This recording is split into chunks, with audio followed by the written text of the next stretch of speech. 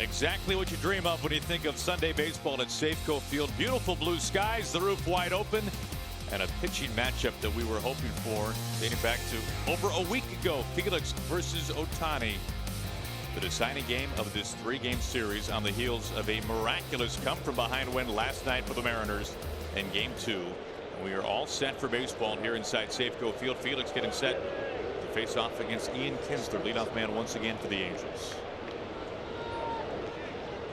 Felix into the wide, his first pitch today. It's on the corner for a strike.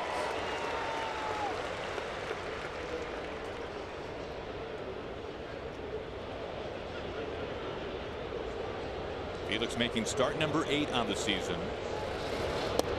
And so far, Mike, as he gets ahead 0-2, 3 runs or fewer in all but 1 start this year for Felix. And again, I think that his fastball command has been excellent. You look at the first 2 fastballs here in this game, 89, 90 miles an hour for Felix, but both of them right on the corner.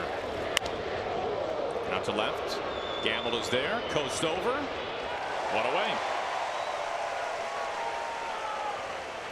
Look at the rest of the Angels lineup today in Game 3. And Mike Trout, everybody knows about him. What a series. He's having 6 hits in the first 2 games, and Felix will have to be careful with him, hitting .367 with 7 home runs in his career against Felix. Andrelton Simmons hitting 5th. He is leading the American League in hitting with a .357 batting average and hitting 6. Zach Cozart, a couple of doubles for him in last night's ball game. I mentioned all but 1 outing this year. Felix has really pitched well. 38 2/3. He has 33 strikeouts. Ball went to Trout, 6 for 10 in the series.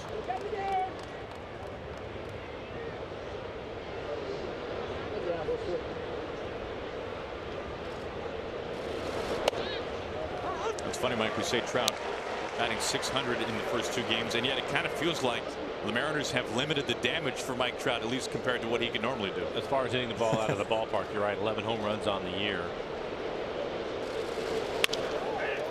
Past Segura. Another hit for Trout. Comes with 1 out.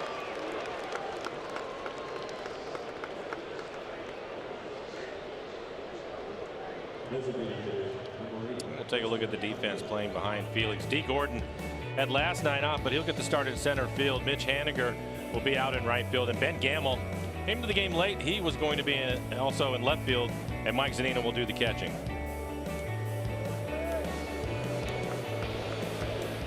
The man who tied it last night with 2 outs and 2 strikes in the 9th inning.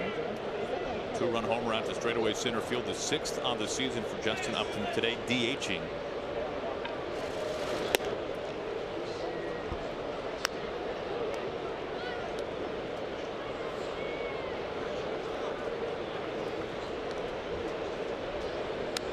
Felix would like a new baseball. Like last night, obviously an absolutely thrilling win. What is it like inside the clubhouse after games like that? A game that many people in this ballpark thought the Mariners wouldn't win at all. Well, it's a great game. You're right about that. And the Mariners continuing to have to fight back to get in the game. Had the lead late. The Angels are able to come back and tie the game up. And then it was just a fight back and forth. To see both clubs scoring in extra innings is something that is rare.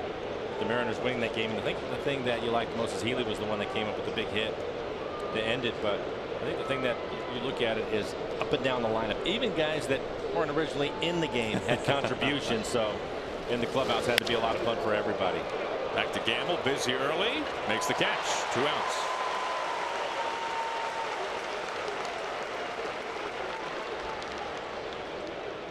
Trout back to first after the single.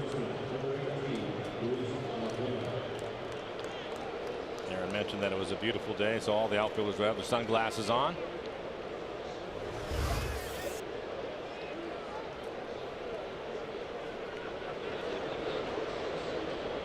Mariners put the shift on for Valbuena.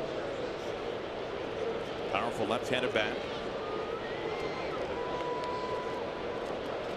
No Pujols in the lineup today.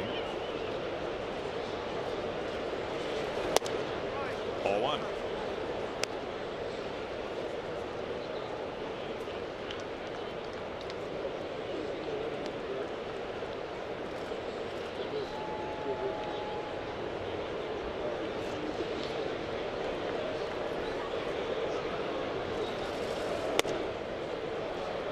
Of course, it was that come from behind win last night, which gives the Mariners a chance today for a series when they have lost only one series this year. That was to the Houston Astros here at home in 4 games. 2-0 count. Felix will have to locate a good fastball right here. Balbuena. Hitters counts. He typically will try to hit the ball out of the ballpark. Felix came back with his curveball and missed.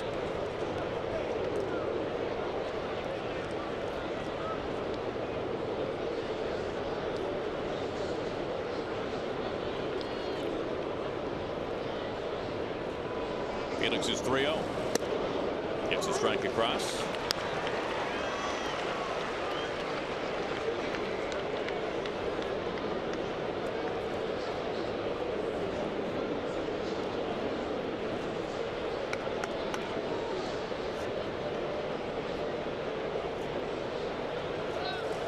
There goes Trout.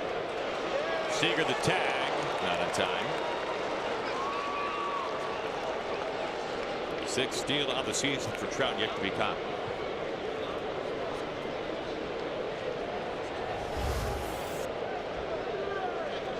Good jump from Trout. Tremendous speed. Strong throw by Mike. It's a bit late. Full count out of Balbuena with the man in scoring position. The payoff. Couple of men on base. 2 out walk. That brings the Bandleton Simmons to shortstop. He has been a hot hitter. 357 batting average, leads the American League. He's been aggressive in this series. Now 4 hits last night. Now a 10-game hitting streak for Simmons. Take strike 1.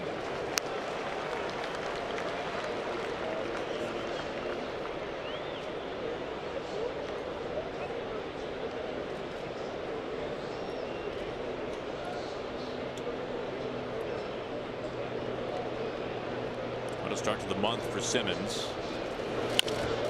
The Seager charges, low scoop from the cut of the grass to end the inning. The Angels strand a pair. We make our way to the bottom of the 1st, and our first look at Shohei Ohtani up on the mound, making start number 5 on the campaign, pitching for the first time in 11 days. Mariners looking to get to him early as we go to the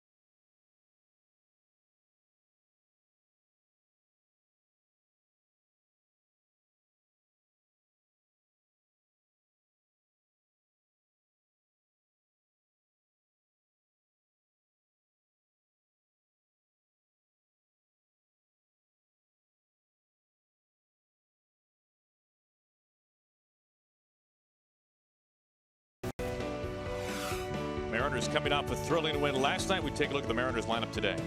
And D. Gordon back in the lineup will lead things off. He leads Major League Baseball with 14 stolen bases. Mitch Haniger hitting 6th. He leads the team in home runs and RBIs. And Mike Zunino hitting 8th in the lineup, a 2-run home run in last night's ball game. For Ohtani, as Aaron mentioned, it's been 11 days since he's had his last start, but a 2-1 record, 20 1/3, 26 strikeouts, opponents hitting 197 against him.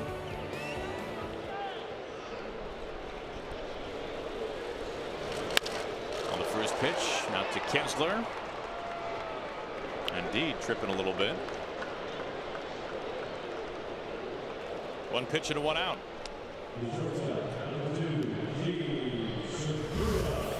95 on the fastball, but we'll see D as he comes out of the batter's box. He just trips, stumbles a little bit.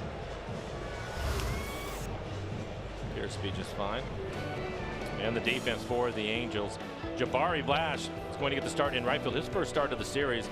Luis Valbuena will be at first base, and Rene Rivera, after catching last night, will catch again this afternoon.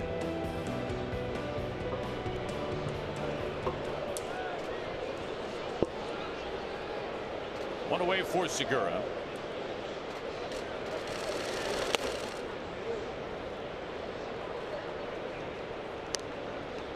Now the ankle injury for Ohtani costing him nearly 2 weeks in between starts.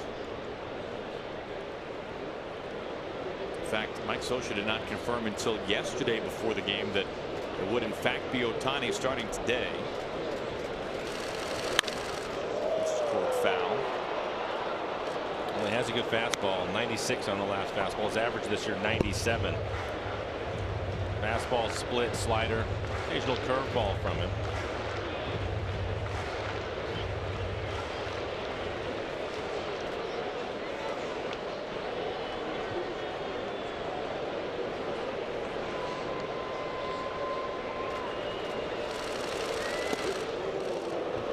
Two. And that was the curveball at 74 miles an hour. His split is 88.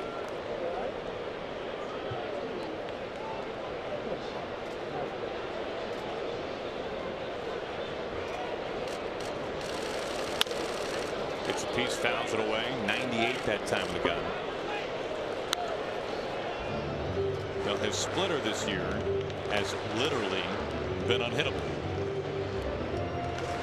This is not a typo, Mike. This is an actual real thing. I saw that this morning and just could not believe it, especially when you consider how often he throws. He throws it 30% of the time. Take a look at it right there.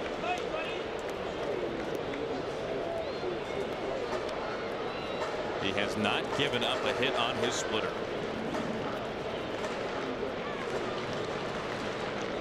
And it accounts for 65% of his strikeouts.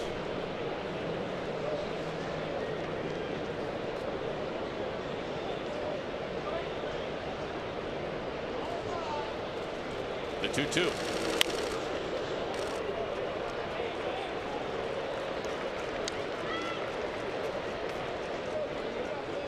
Ohtani got off to a fantastic start on the mound. His big league debut as a pitcher, a quality start against the A's on the road. Then next time out, also against the A's, this time at home, 1 hit over 7 scoreless. He struck out a dozen. Last 2 starts, though, not nearly as good. Swing and a miss.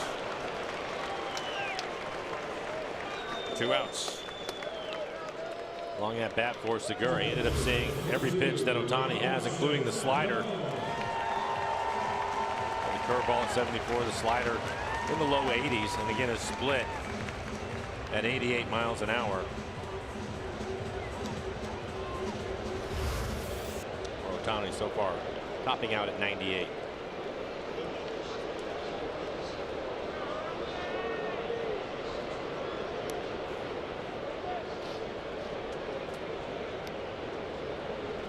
Two up, 2 down for Cano.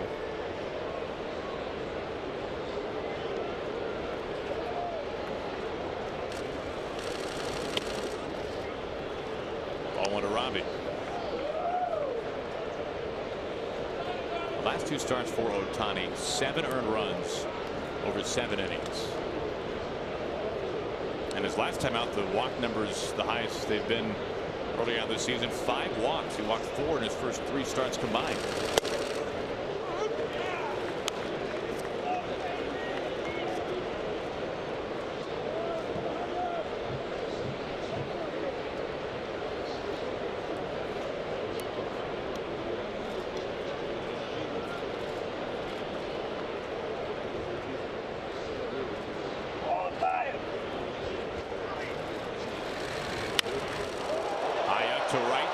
field. Blash says he's got it, and he does.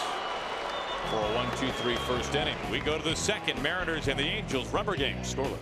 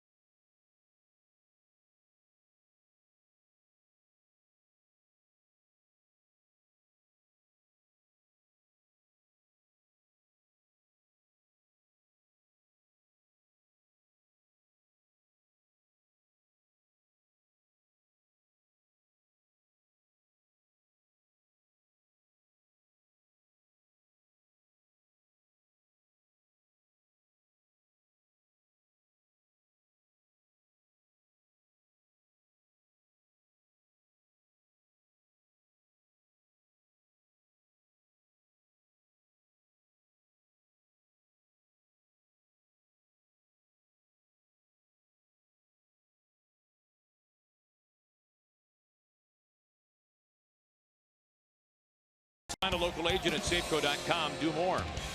And by your local Ford store.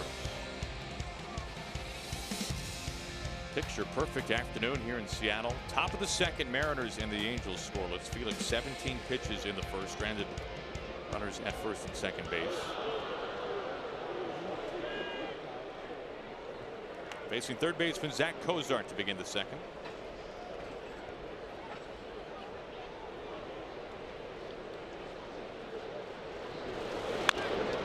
Miles away, pitch number one.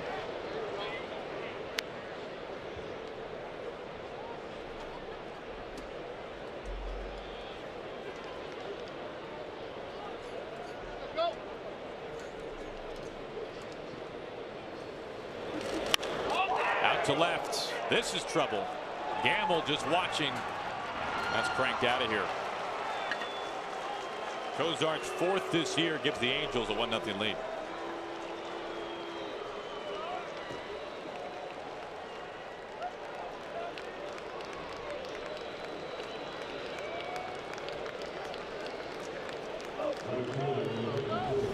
Going to be an off-speed pitch, 84 miles an hour.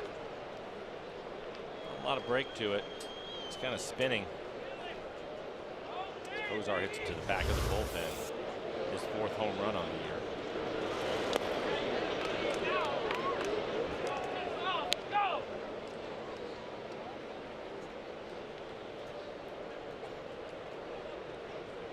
Now Felix now facing a former Mariners farmhand, Jabari Blash. Soft fly ball out to Haniger in right field. One out. Now watching grass grow will be exciting on Saturday, May 19th. The Mariners host the Tigers. First pitch time is all set for 6:10. Thanks to KeyBank, the first 20,000 fans receive this beauty, a Felix Hernandez bobblehead that actually grows grass. You can pick up your tickets at Mariners.com. One out and a run in. Here's left fielder Chris Young. On the first pitch, another shot out towards Gamble. Gamble again, looking up, and another home run to left. Second this year for Young. It's 2-0 Halos.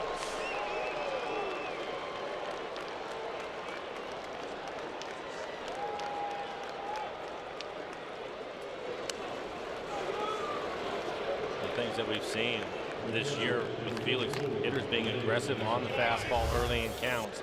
Felix trying to work ahead, but this is a fastball 89 in the middle of the plate. A couple solo home runs here in the second.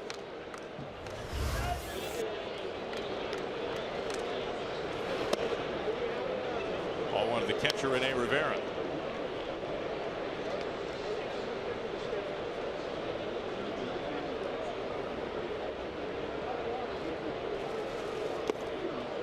Evens up 1-1. Like as we've seen time and time again, you can work around solo home runs. Certainly can.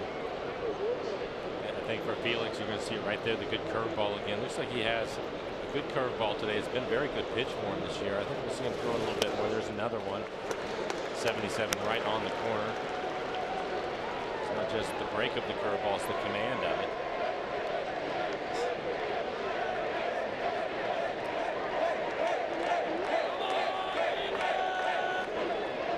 Felix is 1-2. Off the plate, 2 balls and 2 strikes.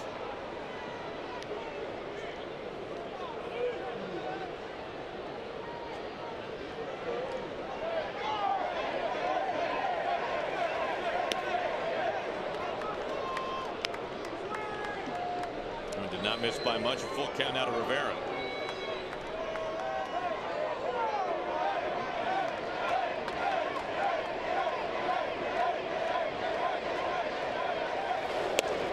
Strike 3 call. And you can see why Rivera's upset. There's out number 2. Back to the first home run, this one by Cozart.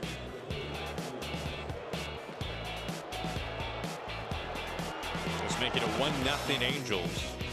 And then an out later, Chris Young.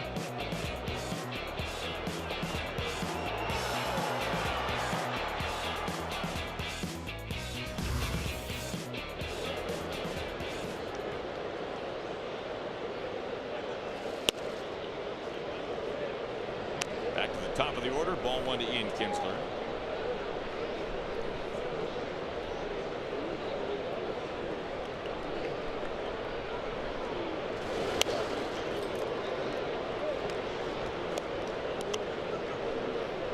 No one in this lineup has more at-bats against Felix than Kinsler. So many years, of course, in the division with the Rangers.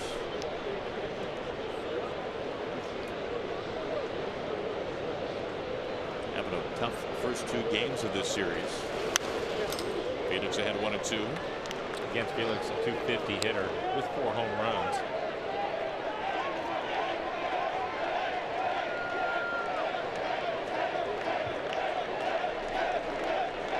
Full Kings court today. And the Kings 1-2. Out off the hands.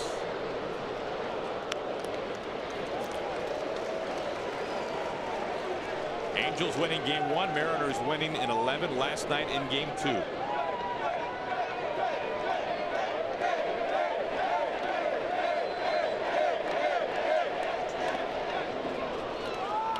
Two balls and 2 strikes.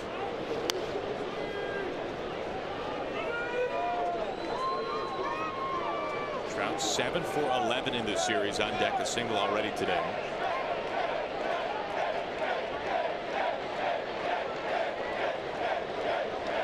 Now the 2-2. Right back to Felix. He snares it. That ends the inning. Couple of solo home runs, Cozart and Young. Angels lead 2-0.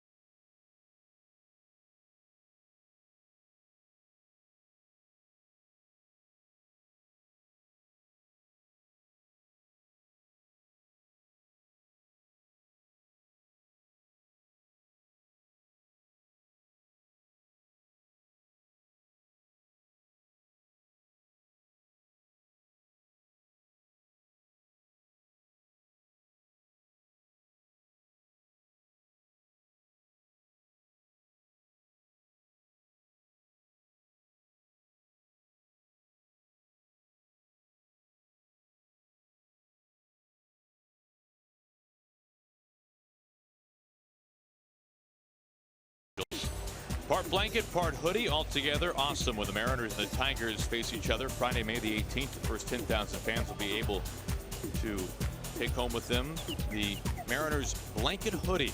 Buy early and save by visiting mariners.com to get your seats.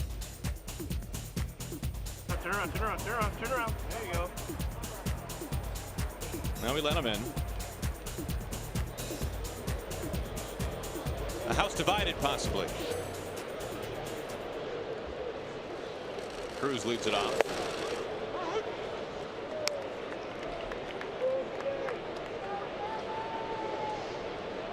1-2-3 first for Ohtani. Topped out at 98 miles an hour. Pretty good curveball. Still trying to find his split. Fastball at 97. The only starting pitcher with a higher average fastball velocity in the majors is Luis Severino of the Yankees, and this is by fractions of a mile per hour. 3 pitches to get Nelson Cruz, as maybe he finds a splitter that time.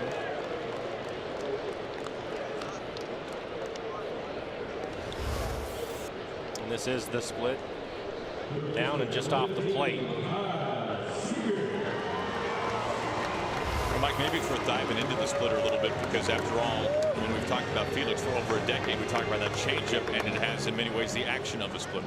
Yeah, it does, and you can see the hitters react to it the same way. I think with Ohtani, just watching him here for the first time, the curveball at 74 to 77, his split again will be in the upper 80s. We just saw one at 88.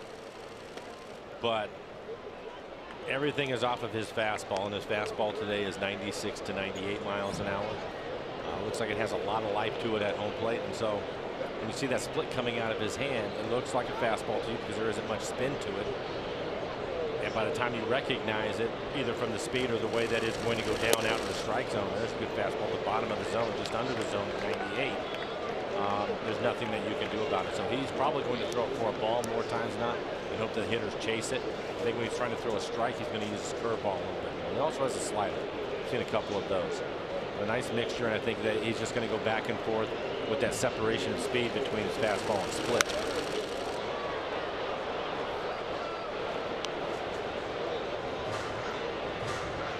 He should feel strong today. You were talking about it's been 11 days since his last start. I was curious to see how many splits he would throw. I mentioned that he throws it typically 30% of the time, but he also had that blister on his finger, had some irritation from it and throwing the split, so we'll see how that goes for him today.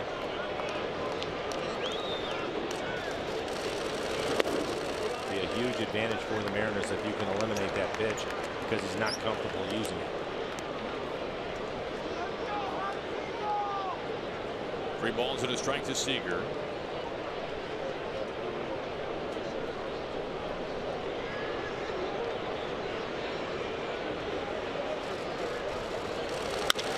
Up the middle into center field, base hit.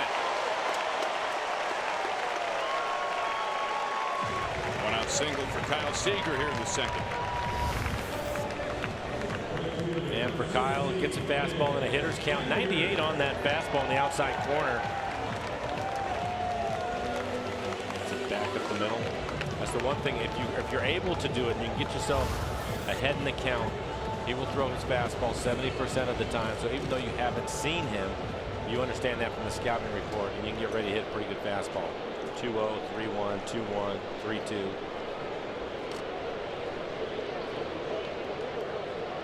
One out, 1 on for Haniger. Tying run at the plate.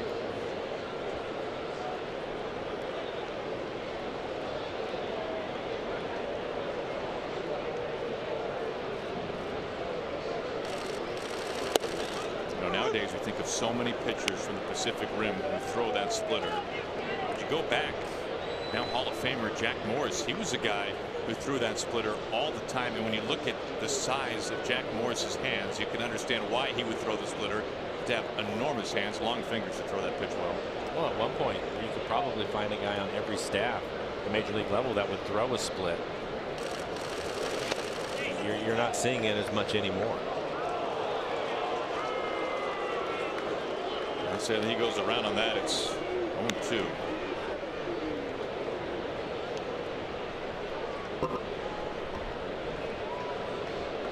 seemed that almost every closer was fastball split.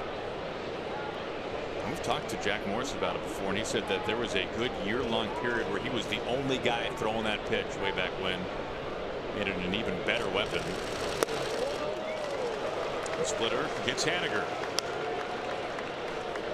Day off tomorrow for the Mariners. We take a look at our CenturyLink What's Next. Some good pitching matchups coming our way, Mike, and Rogers Center. This is going to be a doozy off the gates. Stroman off to a slow start, and you can see the ERA at 7.5. But Paxton versus Stroman. Paxton coming off that brilliant 16 strikeout effort. And then Wednesday, LeBlanc versus Garcia. How about Mike Leake and a former Mariner, Jay Happ, off to a good start this year in the finale? That's some great matchups there. I'm looking forward to James on Tuesday night. See what he's able to do. You mentioned the 16 strikeouts. What a fastball he had, 96-98. 2-out Seager aboard here is Healy. Well, as you can hear, Ohtani, quite the popular guy, has a traveling photography corps with him. As you can hear all those shutter speeds in the background.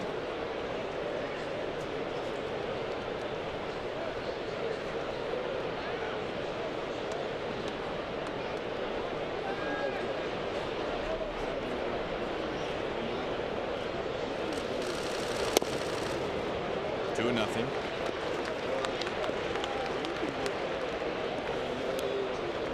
A great game last night for Healy. Of course, had the game-winning hit.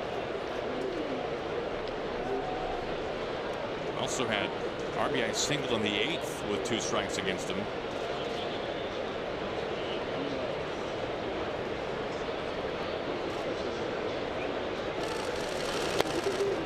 Off the plate, 3-0.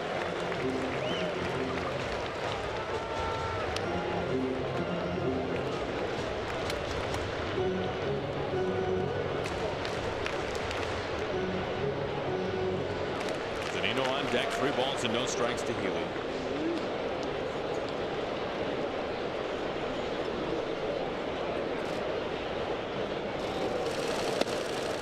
4-pitch walk. Missed with the fastball. 2 outs and 2 on. First walk today for Ohtani. Go ahead run coming to the plate. Mike Zunino. For Ohtani in his last outing, which was 11 days ago, he had 5 walks against Houston.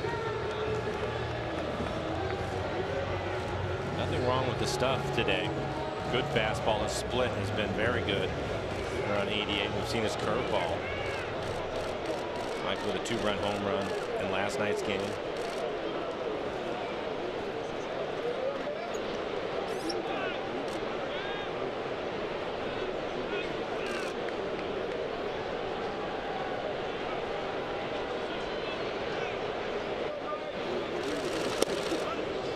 I know you've had a chance to talk with Mike about his still somewhat new approach to the plate, and while when he's behind the plate he's processing all kinds of information, when he's at the plate he keeps it pretty simple, doesn't he? Yeah, and I think it's been really a big help to him. As you mentioned, he has to work so hard behind the plate getting his pitches through a game, and first of all I think he had to get to a place mechanically where he was comfortable, and he is that. Great play by Rivera.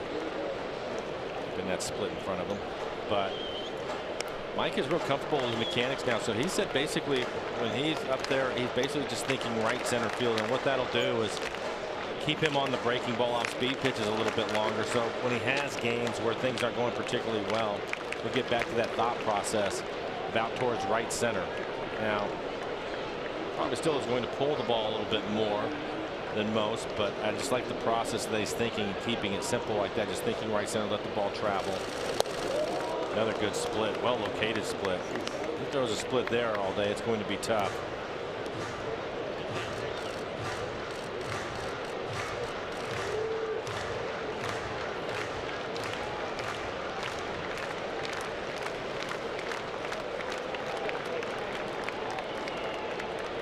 Two outs, 2 on. The 1-2. Ground ball to Simmons, deep in the hole.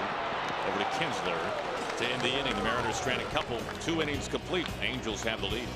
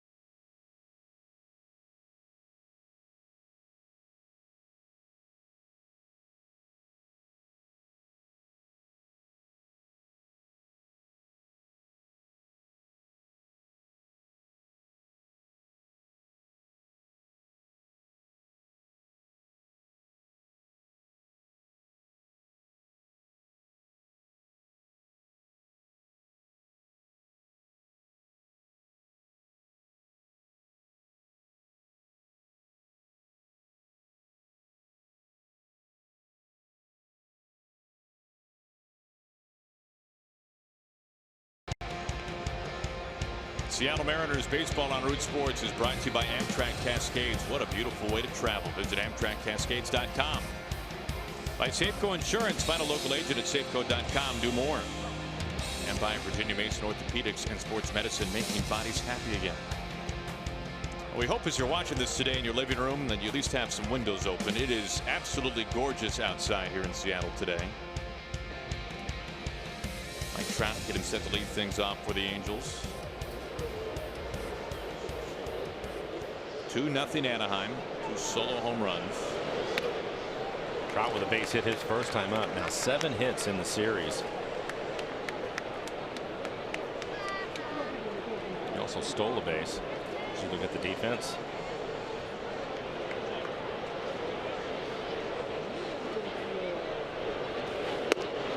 Oh, 2.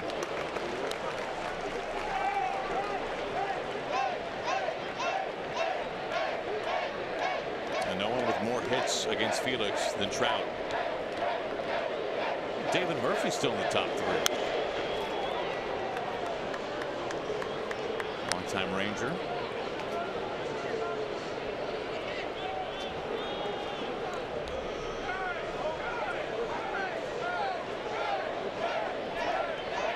Of course, no one Felix has struck out more than Trout on the other side of that coin.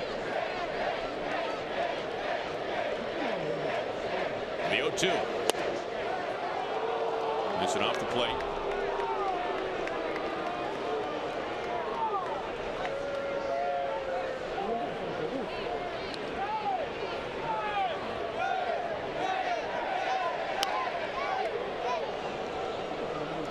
So the ball and 2 strikes to Trout, leading off the 3rd.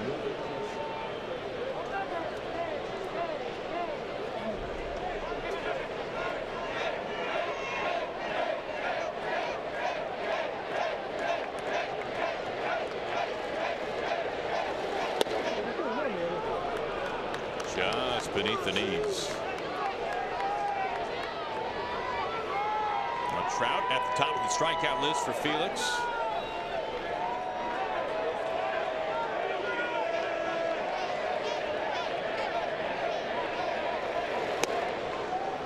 Now full count. Just missed with a couple of fastballs. So he comes back with next. Try to locate a fastball, maybe go to his changeup.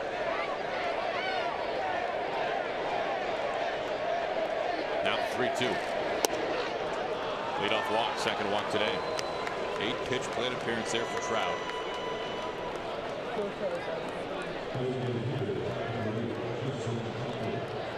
Leadoff man reaching each of the last 2 innings. Here comes Upton.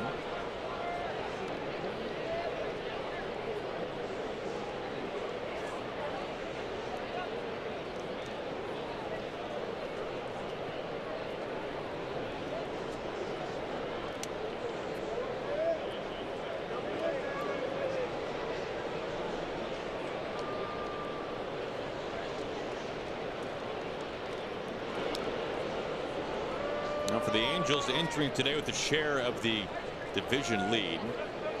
Right there with the Astros. Both Houston and Anaheim losing last night. It's pretty dramatic losses. Both walk-off losses. A.J. Pollock walking off A.J. Hinch of the Astros last night. Some minor league play in Phoenix. The flags will tell you the standings. Mariners a half game outside of Houston and Anaheim entering today.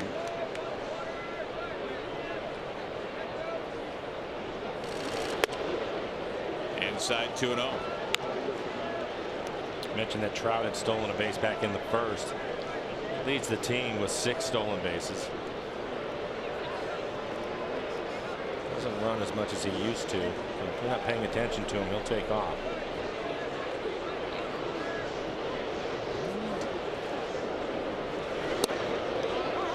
Two and 1. This gets the corner. A pair of solo homers in the second. Kozart to begin the inning.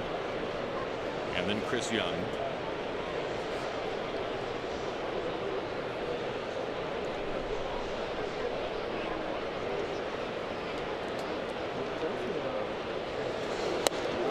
1-2.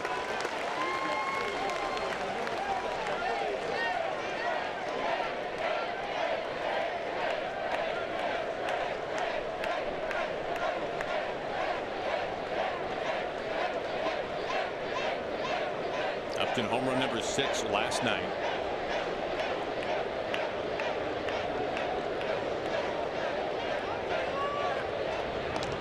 Back over to Trout.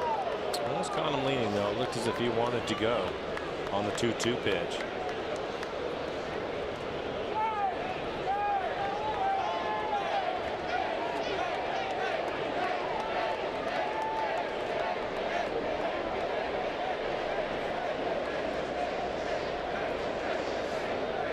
There goes Trout. Ground ball out to Segura. And again, Upton at first base, 1 down.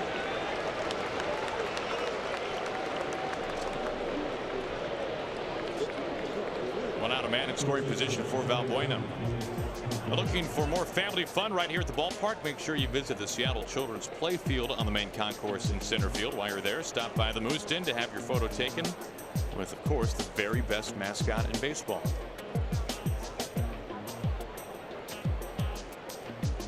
Good look from the pen. Popular place as always, especially when the sun's out. 1 out, 1 on for Valbuena.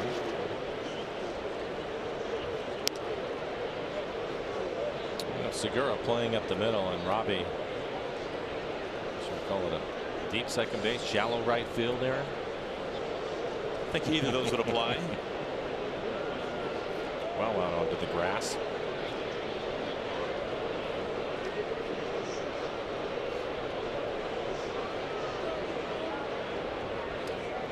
Segura and Trout talking things over.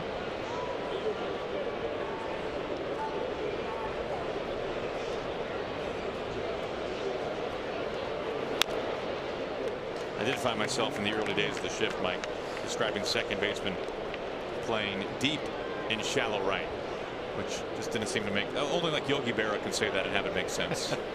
Well, we had to get used to it too. Takes a little time.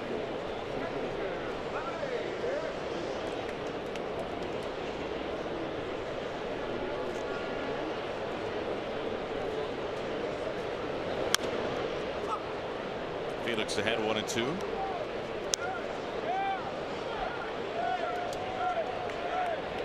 We talked about Jerry and the Mariners using StatCast to help monitor the movements, how much movement there is for D. Gordon on a nightly basis. I'd be very interested to know all of the different spots for Robbie, where he lines up over the course of 9 innings. Hard to think of many second basemen who are positioned in more spots than Robbie. Well, Valbuena making his way all the way back to the dugout now. Second strikeout for Felix.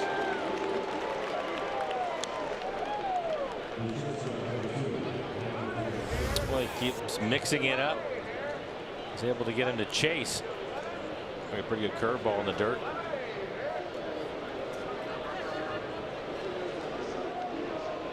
I mean, obviously anymore, second basemen are, seems like, constantly on the move, but Robbie, it feels like even more than most. Mariners obviously very aggressive with their shifts. Simmons on the first pitch out to center. D out there today, makes the catch. That ends the top of the third. We go to the home half. Mariners down 2-0.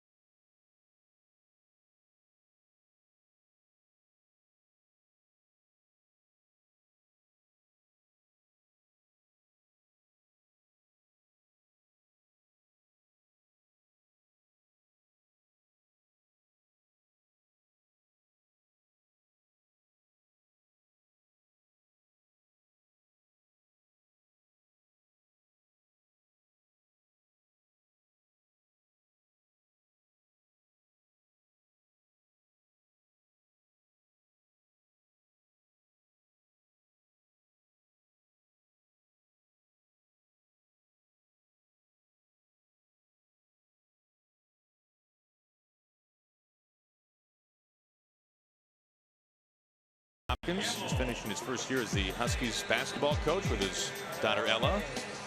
Reigning Pac-12 Coach of the Year here inside Safeco Field, taking in some Rays. Well, it's a great day for it. Big crowd again today. It's a great year for the Huskies. Nice weekend. Here's Gamble to begin things, batting ninth today for the Mariners.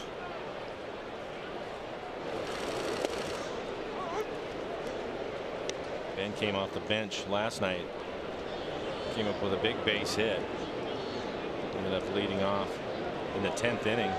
Put a base hit into left field, but had to fight his way back into a count and then line the ball into left. So hopefully that will get him going. Mike, I remember the story you told me one time about when you were at UW and you went into the trainer's room, and apparently you were sharing the trainer's room with the football team as well. That's right. And you're a pretty big guy, Mike. Not in those circumstances.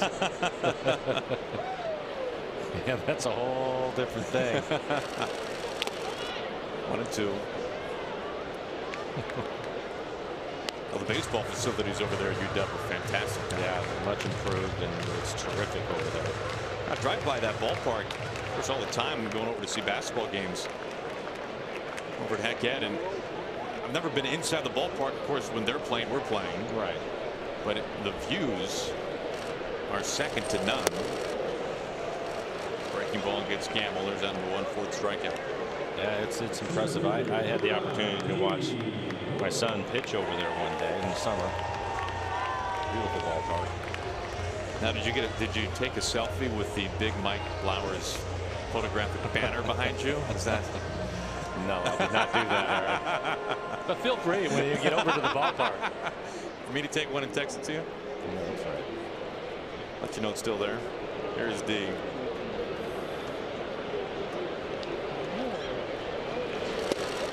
Looks at strike one. Let's see what the Mariners can do second time through the lineup. First time through, just one base hit. Kyle Seager with a base hit back up the middle.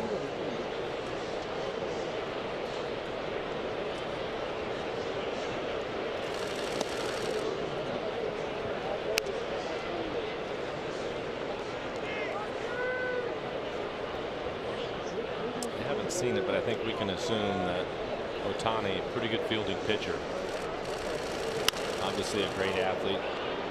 Chance to watch him DH. Was really impressed with the way he runs the bases. Good speed too.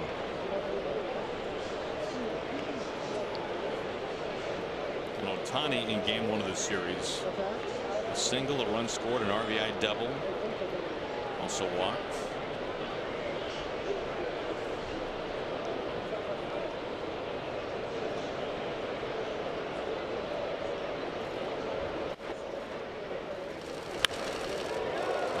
Field, Jabari Blash camps out underneath for out number 2.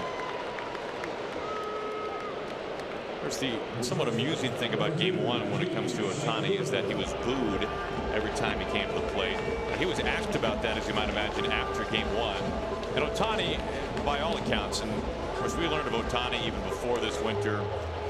For 60 Minutes a couple of years ago did a huge feature on Ohtani, which is when people in the States probably really got to learn a thing or two about him and his personality and his desire to come play in the States. By all accounts, seems like a very humble young man, but he said when asked about being booed, well, I can't say that I've ever been booed before. It was a little awkward feeling. Is that right? Yes.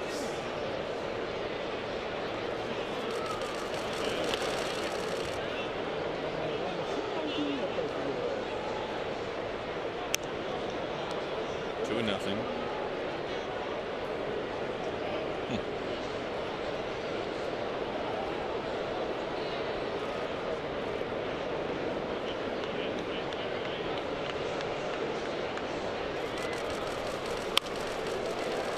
One hop to Kinston. Right to him for out number 3. Ohtani retires his side in order for the second time in the first 3 innings.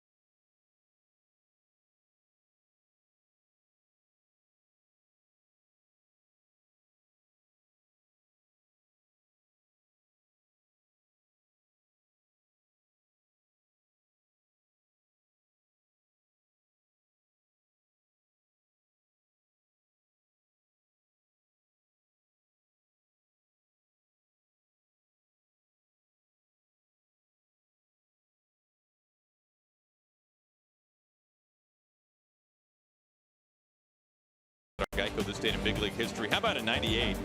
Cubs rookie Kerry Wood strikes out 20 Astros in a one-hit shutout win. What a performance. Now, since then, twice have we seen a pitcher strike out 20. Randy did it in '01.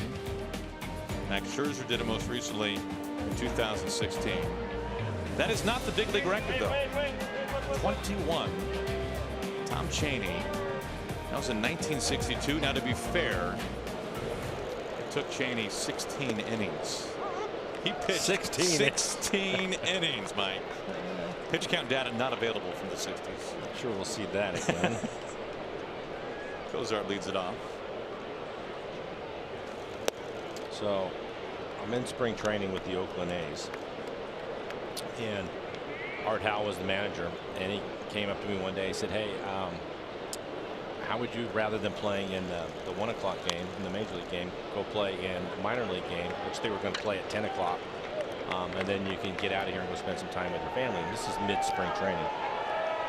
I said, "Yeah." I said, "I'd like to do that, but if I could I lead off every inning and get a few more at bats?" I said, "Okay." So he set it up for me, and I go to this backfield, and I'm just sitting on the bench waiting for the game to get started. I'm going to DH that day. I'm just primarily just to hit. Kerry Wood is on the mound. What? I think he's 19 years old. How have I not heard this? He was throwing 100 miles an hour with one of the greatest curveballs you've ever seen. This is into the corner, and a fair ball. Gamble plays it off the wall. Cozart having a good start to this game. A home run now, leadoff double. A couple of off-speed pitches that he's taking advantage of.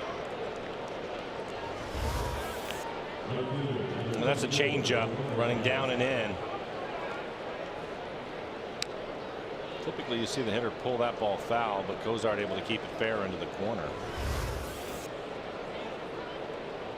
After my second at bat, Art Howe apologized to me, who we still see from time to time when we go into Houston, and explained to me that if I wanted after my third at bat, I could call it a day, and I did. And I think it was one of those things where he didn't make the club out of spring that year, which was amazing to me. And then he went to the big leagues and just was a star right away. And I'm sorry, do you remember how you fared in those 3 at bats? I think I put him in play. Oh, you did? I think so. All Third right. time up, yeah. I think I grounded out to short. Barry Blash at the plate. Making his Angels debut last couple of years with the Padres. But even then, I could tell, around for a little while, I could tell that he was going to be special. Because he had great command of the strike zone. And he had 3 pitches that he would use, including a plus fastball and breaking ball. Swing foul. That reminds me of a story that we were told by Tim Salmon a couple of years ago. Tim Salmon, a former Angel, of course. We see him over the Big A all the time. Very good Angel. Yeah, very good right fielder. And his some pre and post game work on TV with the Angels. Felix is 2-1. Tim told us a story about later in his big league career. He went on rehab assignment, and they sent him to, I believe it was Inland Empire, to play the Mariners high A affiliate. And Mike Butcher, the longtime pitching coach for the Angels, who, Mike, I think he hit a grand slam off at one time. It's outside, ball 4. Butcher said to Tim, "Now, Tim, I want to give you a quick scouting report on this young pitcher you're going to face on your rehab assignment tonight." And Tim said, "Excuse me? You're going to you realize I'm a big league hitter, and I'm going to a Cal League game to face like an 18-year-old." Which is just going to be practice for Tim. You need to give me a scouting report. Of course, the pitcher he was facing was this man, Felix Hernandez, blowing 98 with the biggest sledgehammer curve he's ever seen. Right. Punched him out on 3 pitches his first time up, and he went back to the dugout, saw Butcher, and said, "Oh, yeah, oh, okay, how about that scouting report now, please? Let me help you write it up." That can happen.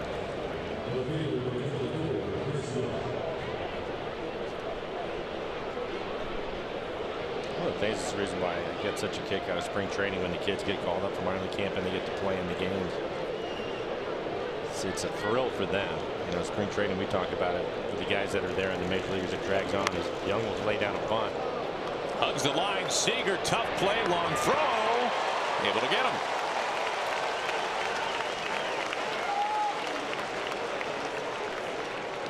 That's a great play by Kyle. There's a couple things involved with it. You have to make a decision. Are you going to let it go and possibly it go foul? If not, you have to make a decision right away. And Kyle knows this ballpark, and he knows that that ball's probably going to stay fair. So he goes ahead and makes the barehanded play, throws him out by a half a step.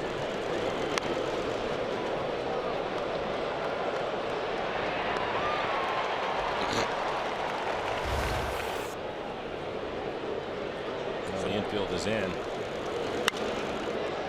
First pitch swing and pulls it foul. Felix was able to strike him out his first time up. Mike, when you're talking about young players in spring training, especially the pitchers, there's always a little extra adrenaline, safe to say, for those guys. Of course. Cozart at third, Lash at second.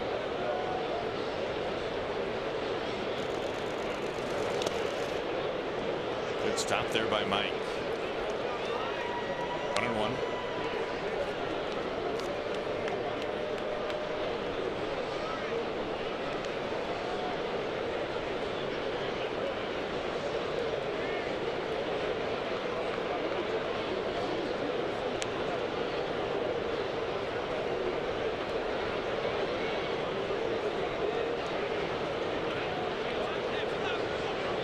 Leadoff double by Cozart, a walk to Blash. The 1-1 to Rivera. Makes it 1-2.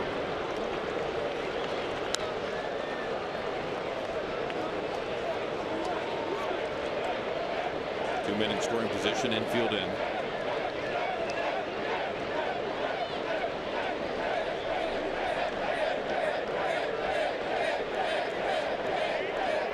Out of Rivera his first time up. It was a fastball just off the outside corner. And play to Segura, coming home, strong throw, plenty of time. Cozart toast at the plate.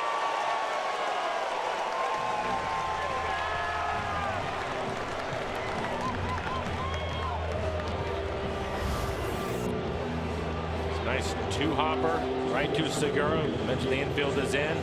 Cozart going on contact.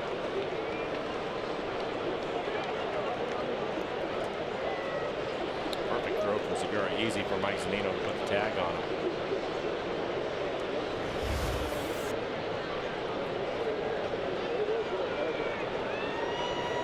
Two outs. That runner at third base erased. Kinsler fouls out for first pitch for strike one. Kinsler 0 for 2.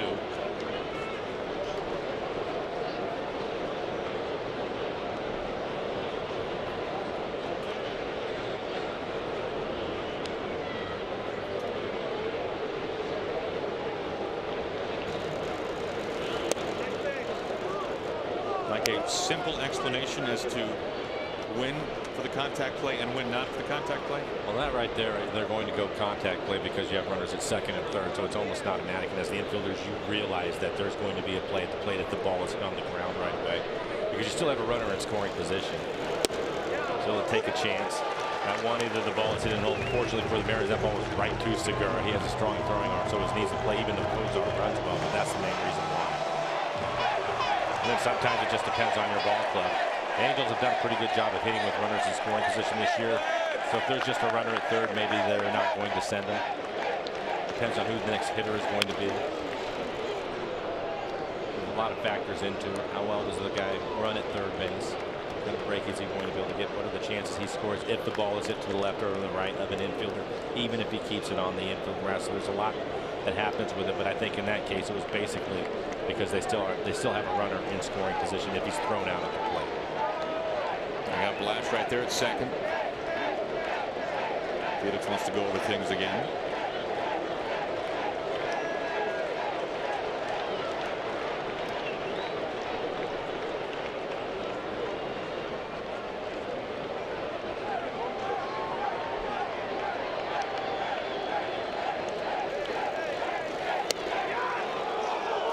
First pitch. Yep. Felix not happy about it. Neither is Scott. Yeah, I don't blame him. That pitch gets him out of the inning when he was in a tough situation.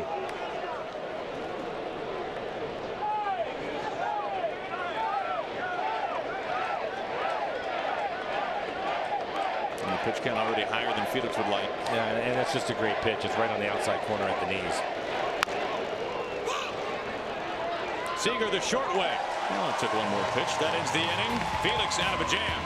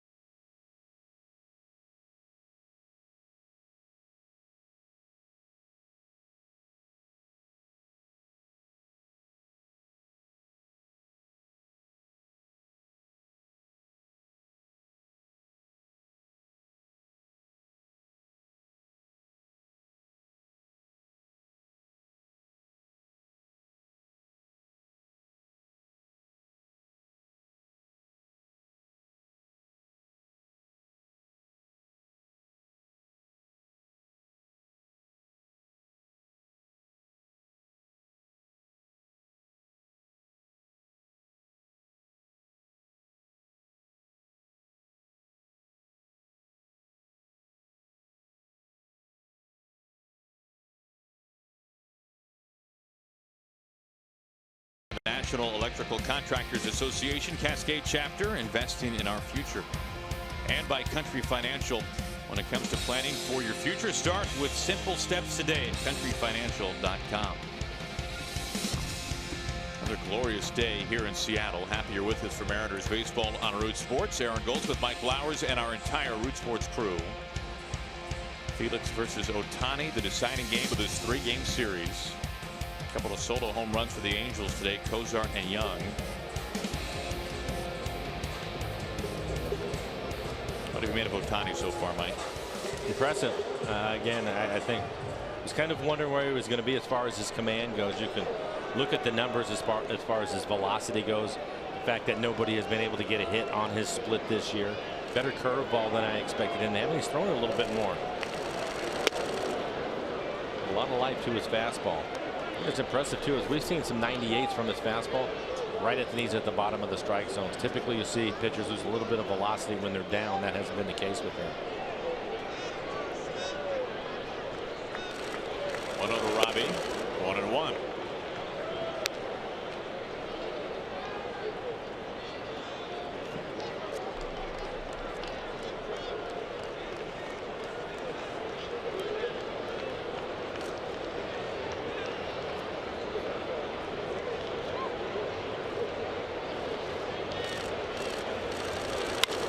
This is barreled up out to right center.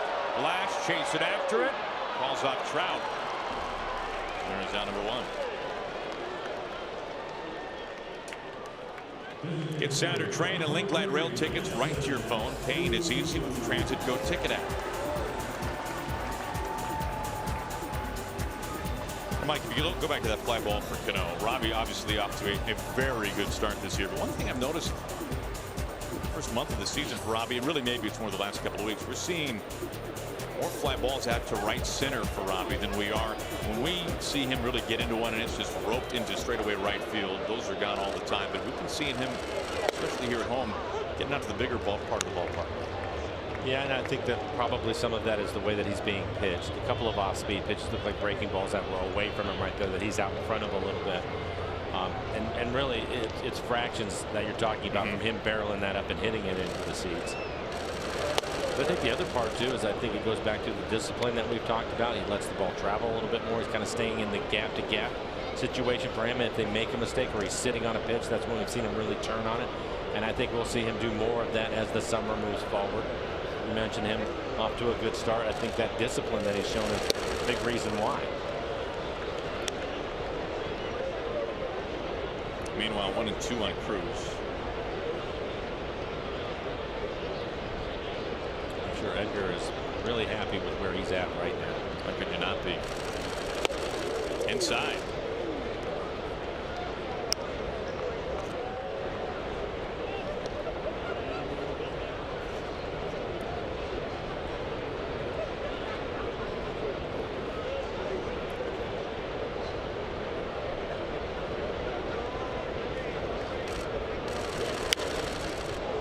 Pops up. Foul ground, Valbuena. 2 outs. Now through June 3rd, fans ride free to and from the Mariners game on Link Light Rail. Show your ticket to the game for a round-trip ride on the Link, courtesy of the Mariners. The improved stadium station is just 15 minutes from the UW station and 33 from Angle Lake. So just visit mariners.com/go if you want more information. Good deal there. 2 up, 2 down for Seager. Ohtani's faced the minimum in 2 of the first 3 innings. Retired the first 2 men here in the 4th. Seager with the only hit for the Mariners, base hit at the middle.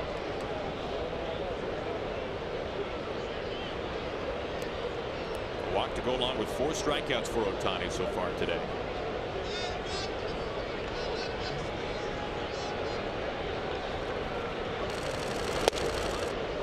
That was in the middle of the Mariners' offensive party last night. Had a double into the gap out in right center field, drive in a run. Scored the winning run. Base hit from Ryan Healy.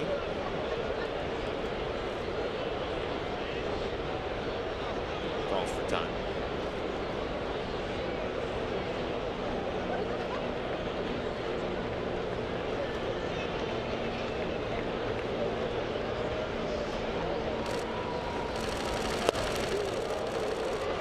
It's a firmer curveball that time. Good curveball today. We've seen it 74 to 77 in that general range. It's a 12-6 curveball. I was watching him when he was warming up. And he'll throw a first pitch fastball, kind of 3/4 in, and then he'll throw a couple of curveballs in a row, and he is right over the top, just trying to spin it straight down. Rips that one, his best velocity 99. Now he has hit 100 this year.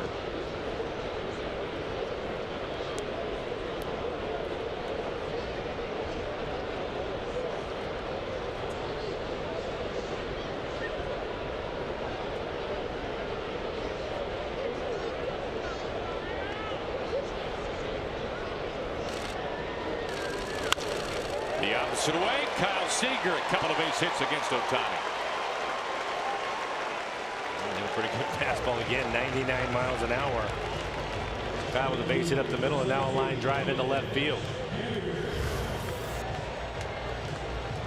Good fastball, down in the count, 1-2 in the count. And at 99, as soon as that foot lands, the barrel better be right there, and it is.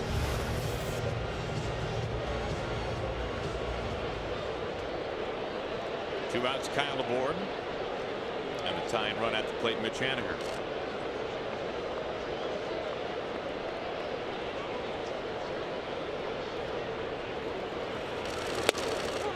Rivera back to first.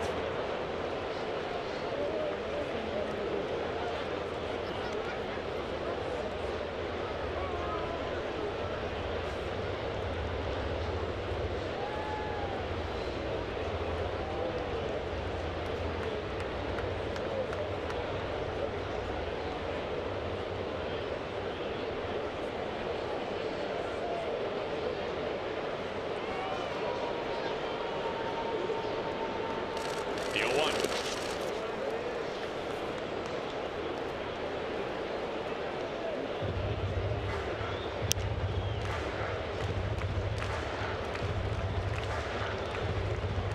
Full house.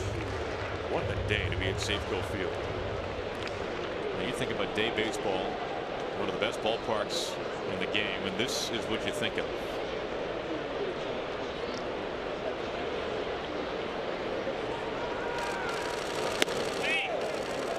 Rivera wants an appeal. 2-1.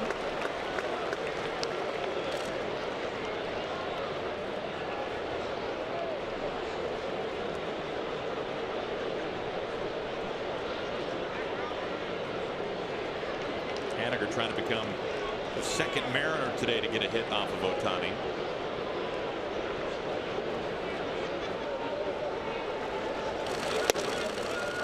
Two.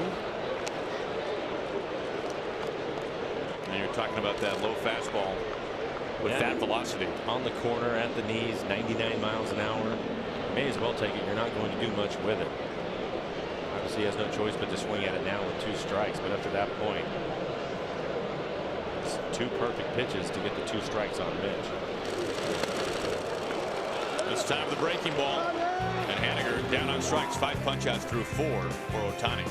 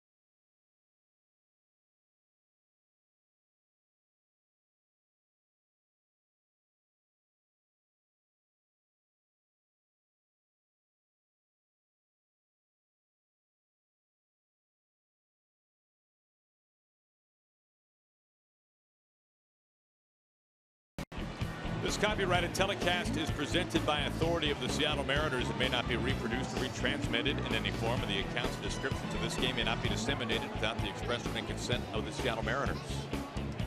You know, Mike, last night was 90s night here at the ballpark.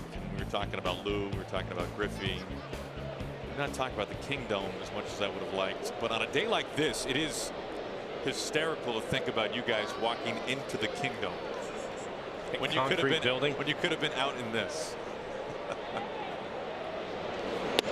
Pretty interesting with the Kingdome, because on a day game like this, you would go into the Kingdome in the morning as a player, and you would arrive at whatever time. Let's call it 10 o'clock, 10:30, or a 1 o'clock game.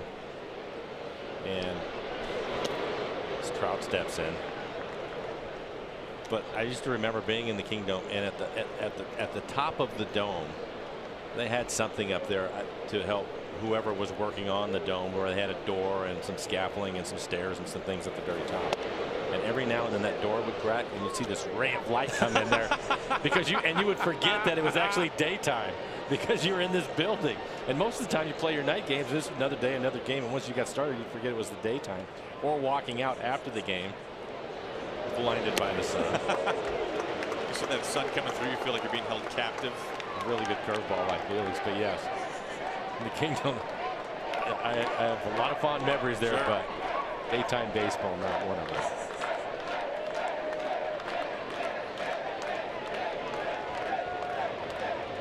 Trout leading off the 5th. Full count. Followed by up Upton and Valbuena.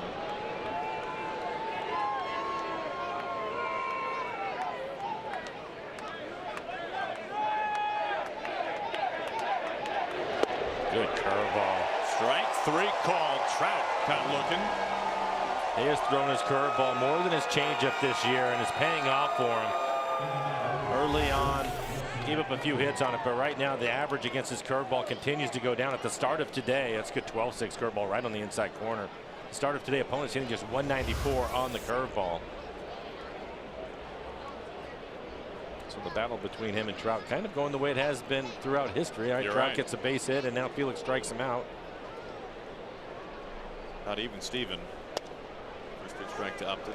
Gosh, you know, Mike, I've heard so many just really funny and great Kingdom stories over the years, and one of them Rick has mentioned a number of times is on days like this, just beautiful day baseball at the Kingdom, how Rick and Dave would walk outside.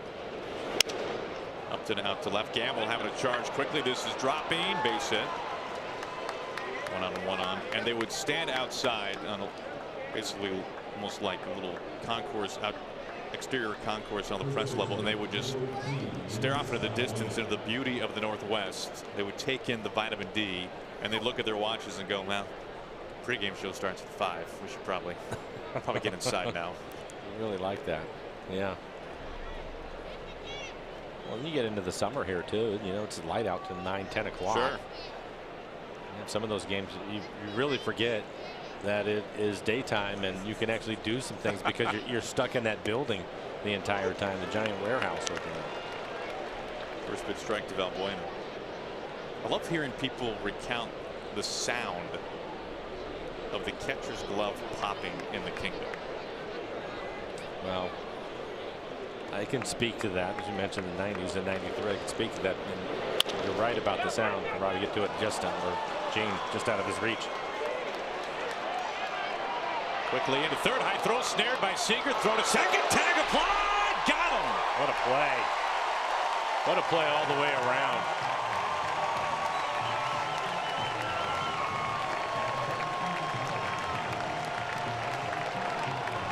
Two outs.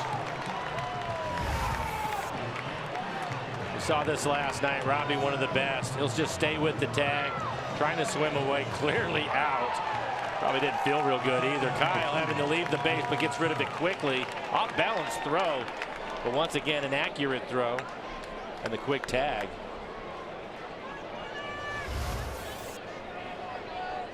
Two outs, a man at third. But I can speak to the glove popping in large part because nobody was in the building. You could hear everything. And Randy threw pretty hard. We go to the bottom of the 5th. 2-0 Anaheim.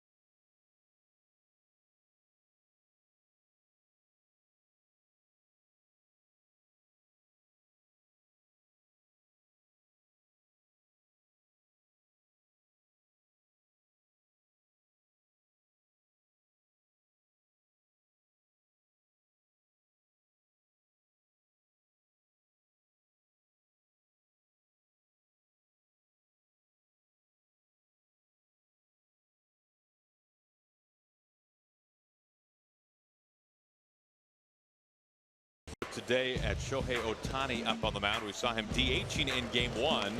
Mariners trying to figure him out a little bit. Not an easy customer. No, not at all. And plus stuff today. Fastball 97, 98. We've seen 99 from him at the bottom of the zone. Very good split. And a curveball too. That's 74-77. Just 2 hits, both of them by Kyle Seager. 5 strikeouts to 1 walk. We mentioned that he was wild in his last outing against Houston. First pitch strike percentage a bit in the Mariners' favor. I think the one thing with him is you're hoping that maybe he would fall behind, have some command issues, because when he's behind in the count, you're going to see his fastball 70% of the time. But so far in this game, he's really been able to mix up his pitches. Ilya shot the opposite way. Blash has room. He's been busy so far today near the warning track. 1 pitch and 1 out.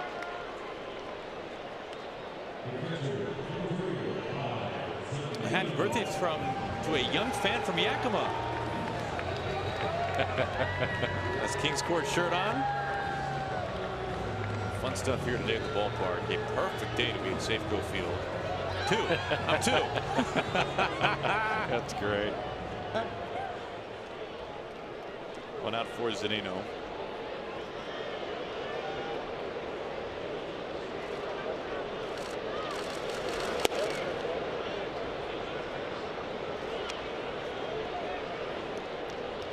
First pitch curveball, ball 1. We'll see how far Ohtani goes in this game. You mentioned the ankle and the blister from throwing the split. But typically when he has started, he will pitch his pitch count somewhere in the 90s.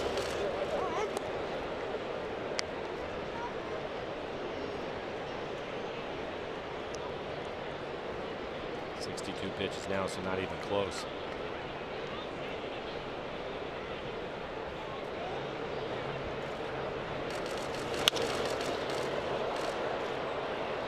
Zunino behind 1 and 2. The thing for me for today, and obviously he had issues in his last couple of outings, but his fastball command has been excellent today. He's been on the corners, he's been at the knees. Very good plus velocity. Pretty tough. Especially when you consider, not to paint with too broad of a brush, Mike, but fastball command kind of isn't a thing these days in baseball. All the breaking balls we've talked about, when you see a guy who's got a plus fastball and can really command it, it seems to be more of a rare thing these days in the game. That strikeout number 6. Looked like it was the slider. T-Mobile presents Hats Off for Heroes, because no matter where you serve or when you serve, we stand ready to serve all military families. You're right, Aaron, and especially with the velocity today. So what they want to do is throw the breaking ball, use their changeup or split, and then when they do throw the fastball, it's more for the top of the strike zone. He has been consistently down in the zone today with his fastball or the curveball.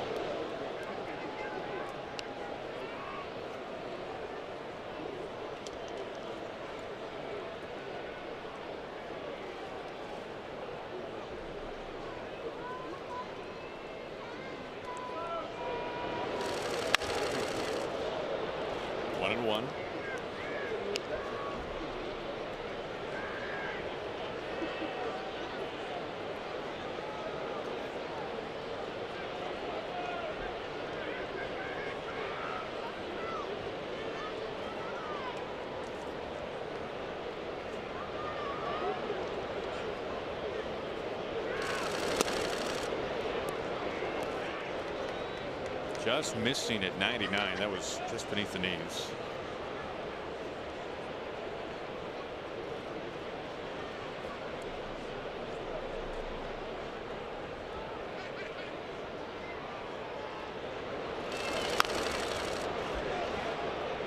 Two balls, 2 strikes to Gamble, 2 outs, bottom of the 5th. Day off tomorrow for the Mariners. We fly from here to Toronto as soon as this game is over with. Technically a 3-city road trip. Only 1 game in Minneapolis to make up.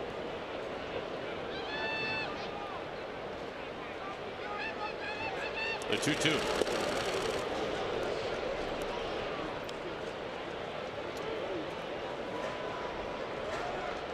D on deck. Only runs in this game, a couple of solo home runs by the Angels.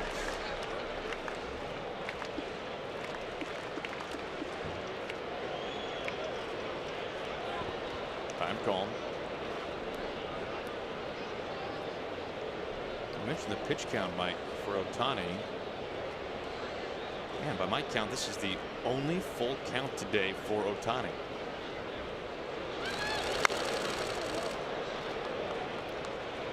And he still doesn't give in. Off speed pitch, 82 miles an hour right off the end of the bat. I mean, it's only the third 3-ball count for Ohtani.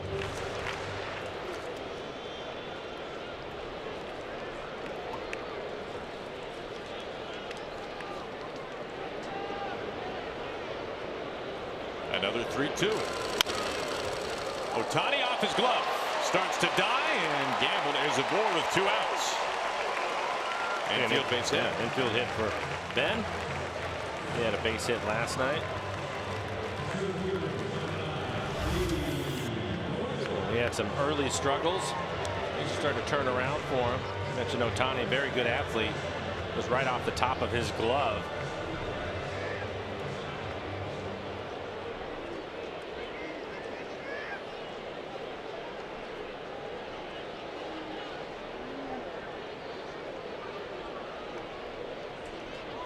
Kozar can do about it. Here is D. Gordon.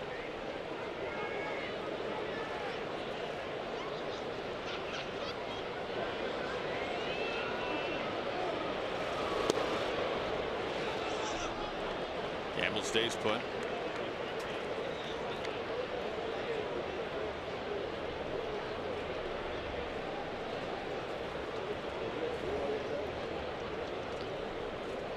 The Mariners have had a man standing on second base only once so far today.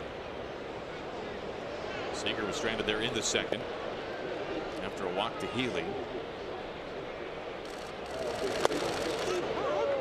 1-1.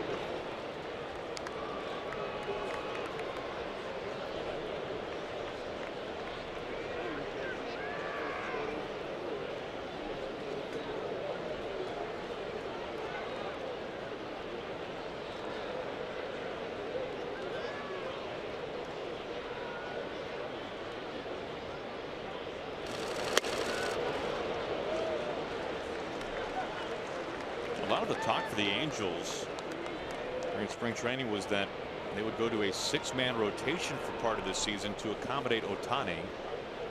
That was kind of thrown to the wind after 3 starters for the Angels landed on the disabled list. Into center field, Mariners stacking up some base hits. Gamble making the turn. He flies into third. He is safe.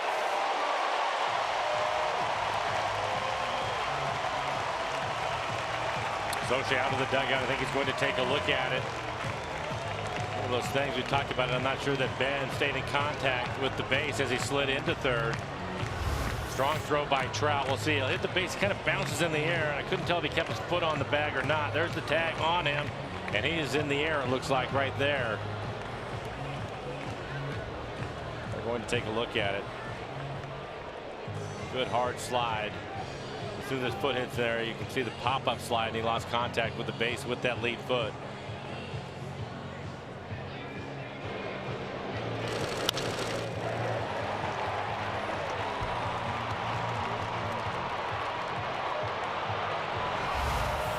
And he is out.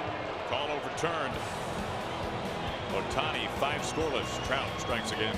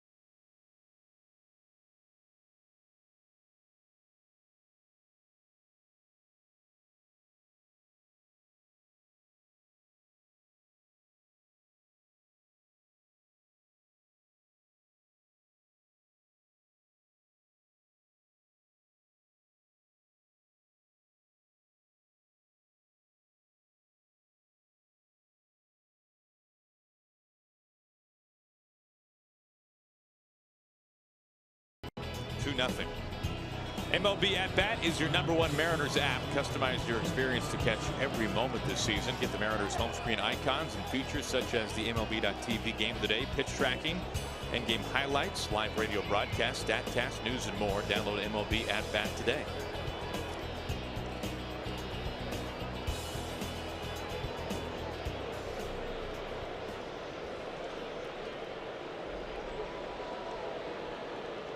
Cozart, the man who applied the tag, leads it off. Another good curveball.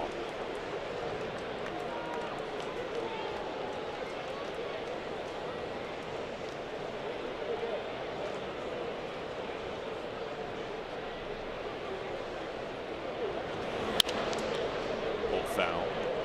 Felix ahead 0-2.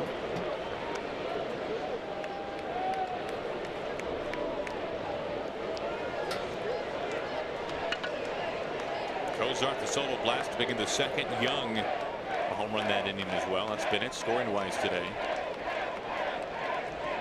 Felix is 0-2. Soft fly ball. Haniger in. Makes the catch. All right, Mike, let's talk a little feet first versus head first slide. This is earlier this homestand. D. Gordon head first into second. Mike Trout along those same lines with the oven mitt earlier today. Into second base and safe on a stolen base. And then just a moment ago, Gamble, the spikes first slide comes off right there, and of course is out. This is the debate, right? Do you go feet first? Do you go hands first? There's a safety issue. So many guys. Trout, after all, last year. That's why he's wearing that mitten now. Exactly. Because of what happened to him last year. He ended up injuring himself. Ligament damage. But feet first might be safer for your hands. But as we just saw, there is a danger to not keeping contact with the bag and being out. Which is why I think that they need to take a closer look at the rule overall. I think that when you can super slow-mo everything down now, you're going in and with Ben right there, obviously somebody that is an above average runner. He can really run, and you're sliding into a base with the speed at which he's going. You're going to hit the base extremely hard, and if you're hitting it with your lead leg within that time, I believe was his left foot, and you're going to pop up slide, it's really difficult to stay in contact with the base the entire time. I think it's one thing if you hit the base and then you end up wide of the base, and we see some dives where the guy will reach out with his hand, he ends up sliding past, and I think that's one thing. But on a straight in slide like that, I think it's difficult. For me, I would rather have my players, if it's up to me, I would rather have them go feet first, just because of the injury factor. Now there's some that are going to dive into the base, and Purdy, he'll do both. He'll go back and forth with it. But on a dive, especially on a steal, most of the time they're going to dive out far enough from the base where they're not diving through the bag. Good pitch right there by Felix. But on a play like that, when you know that there's a possibility of it going to be a close play, typically you're going to slide a little bit later to keep that momentum up so you get there quicker. And it's just tough to stay in contact with the bag. And especially if we've seen this too, where the tag goes in, and if the tag is maybe just under the leg somewhere, and the momentum of that runner, we've seen the infielders lift them off the base just enough to where they get that call change too. So you look at, I mean, I think Mike Scioscia would prefer not to lose Trout for the amount of time he lost him last year. Feet first slides at home plate are about as impossible as it comes when you talk about keeping contact with the dish. Yeah, I think again, if they are on the ground and that foot goes over the top of the base, I don't think you should expect them to actually touch it. In some places you can get to where the base, home plate, is actually a little bit below the dirt. Yeah, good luck. Good luck on a slide. Obviously if you're running and you step on it, that's one thing, but if you're sliding, it's difficult to touch it.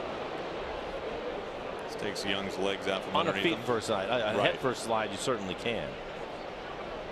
Trainer will come out and take a look at Young. He's pretty shaken up.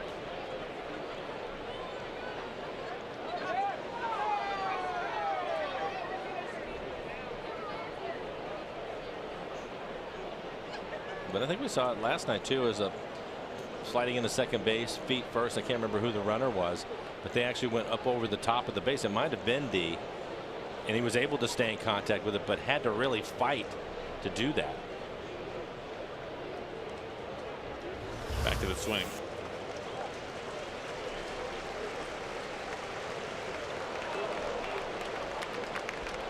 That'll take your breath away for a moment. 2 outs. 1 ball and 2 strikes.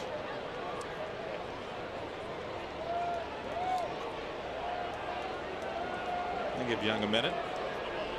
Now, if you can tap dance and slide feet first like Guillermo Heredia did last night. That might be the slide of the year. That was amazing. All the way to the backstop. Young into first base. Strikeout, wild pitch. But Guillermo somehow managed to slide feet first into home and circumnavigate a tag with his feet, right, while having them underneath his body essentially. If you missed it, it was a wild pitch and he was at third. He breaks for home. The pitcher goes to cover. Catcher throws the pitcher the ball. The ball beats Guillermo. It looks as if he's going to be out, and as the glove goes to the ground, basically in front of the plate, he's able to pull his putback and touch the back corner. Haniger, a long run after this one, right by the base of the fence. Young making the turn, looking spry, and he stands on top of home, crosses Rene Rivera, makes this a 3-0 game. Young scored a couple of runs now, hit a home run in the second. So the strikeout wild pitch hurts the Mariners with 2 outs as Rivera is able to drive this over Haniger's head out in right field. Thought they had a chance maybe on a relay. Mitch has a strong arm, so does Robbie. Throws a little bit wide of him.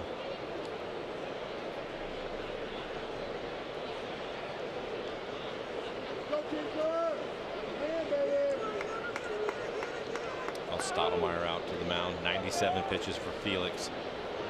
Jason Bradford getting loose out in the pen.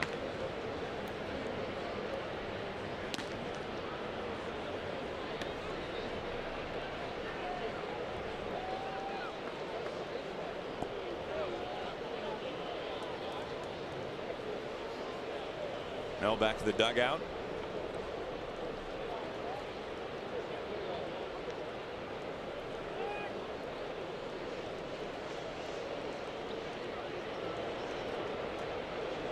Two outs for Kinsler.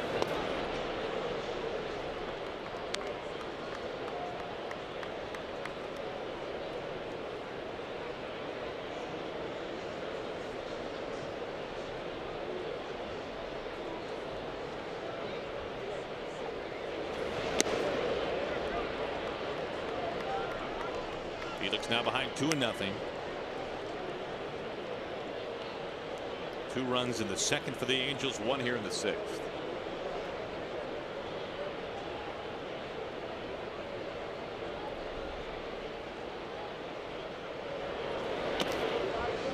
Now 3-0.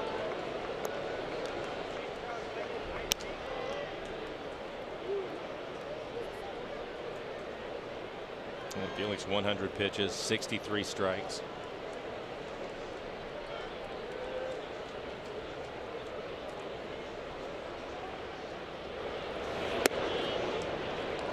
Pitch walk. Fourth walk today for Felix. And Scott's going to go get him.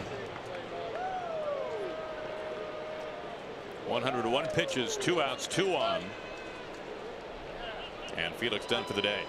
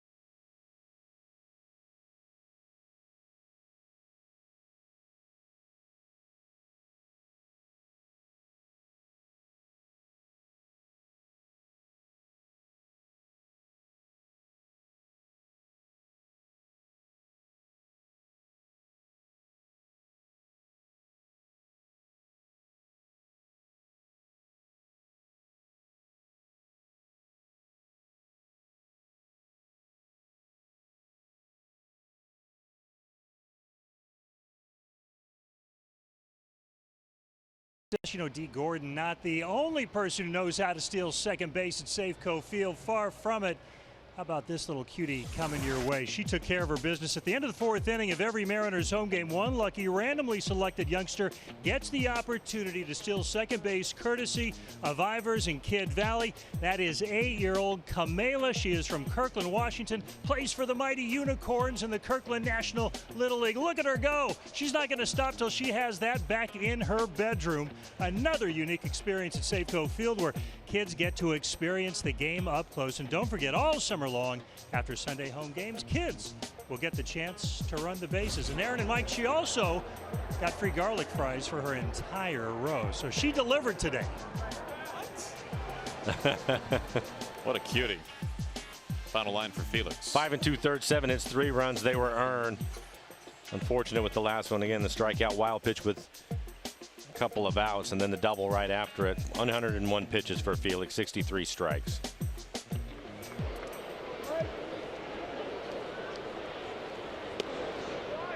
Our Beacon Plumbing call to the pen takes us to Chase and Bradford.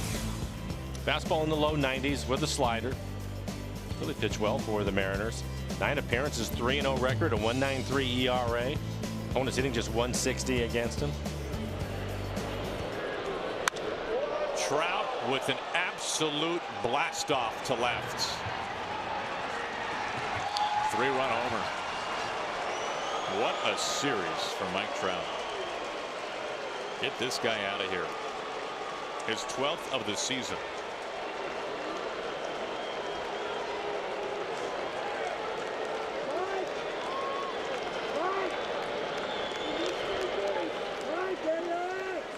Six nothing Angels. Trying to get the slider to the outside corner, left it middle in.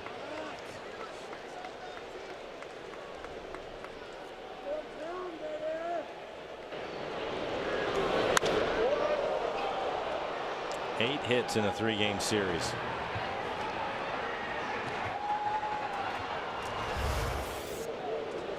That brings up Upton.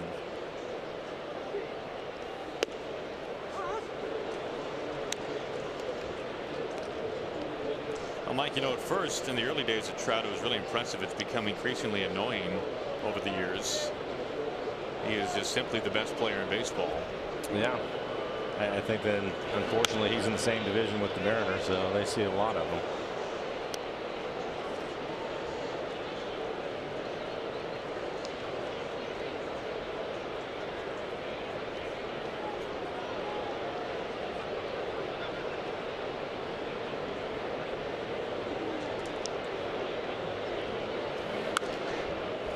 Fouled off 0-2 still.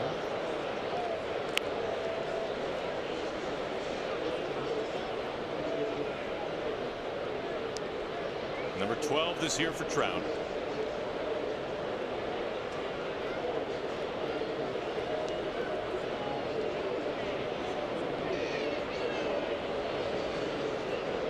To Upton.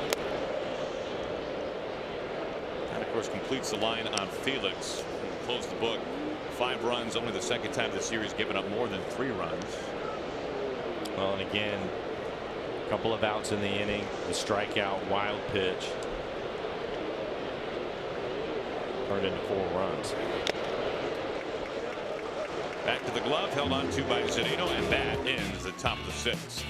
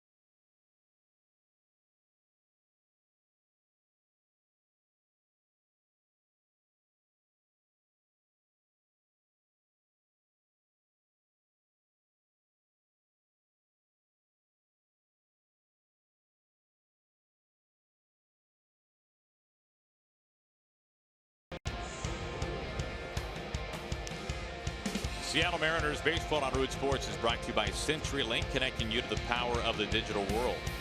By BNSF, sponsor of the BNSF Blast. By Money Tree, proud to make a donation to Mariners Care for every Mariners win. And by Jack in the Box. This season, a Mariners double play means free Jumbo Jacks. Jack in the Box. Corner of first and Seneca. A rare sight, a crane in downtown Seattle. Segura on the first pitch fouls it away.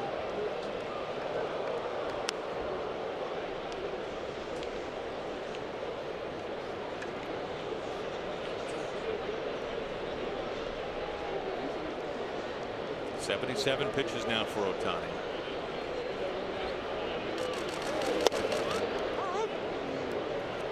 Segura now seeing him for the third time.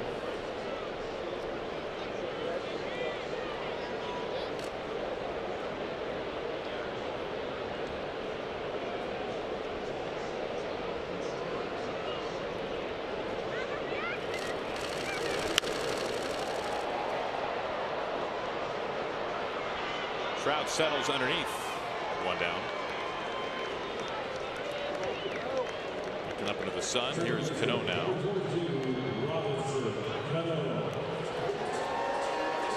Robbie is 0 for 2 today. A couple fly balls to the warning track out of right center.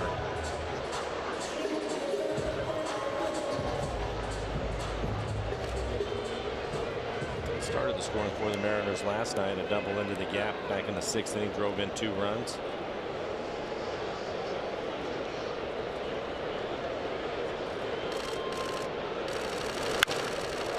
Shot high out to left center. Trout given away to Young. Quick out number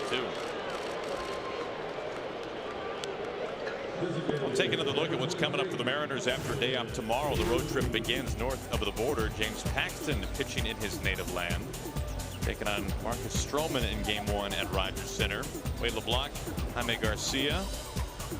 All 3 games beginning our coverage at 3:30 p.m. Then Leak versus Half. That'll be a good one too to wrap up the series. 3 games against the Blue Jays, then on to Detroit.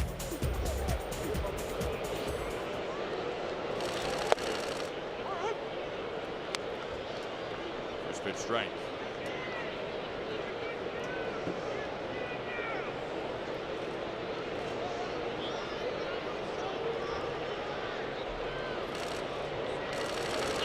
That'll get him.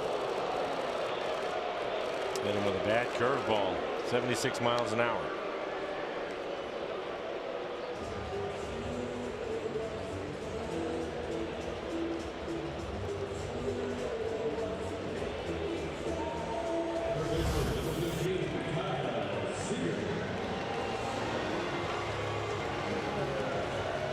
Right off the walnut. Here comes Kyle. He has owned Ohtani, Mike. Yeah, a couple of hits for him. Base hit back up the middle. A line drive into left field his last time up.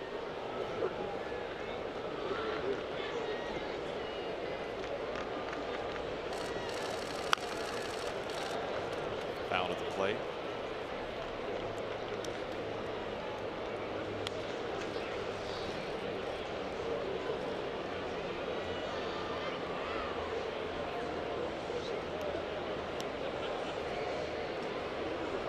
Seager with half of the Mariners' 4 hits.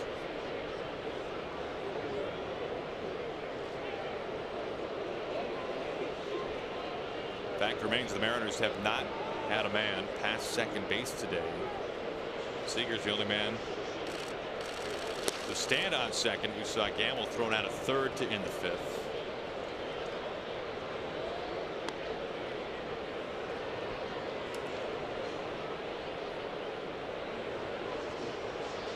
Today the rubber game, Mariners and Angels series win against the A's to begin the homestand.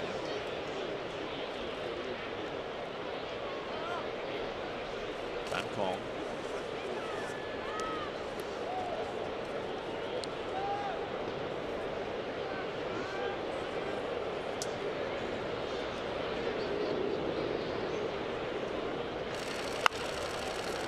Soft roller out to Kinsler.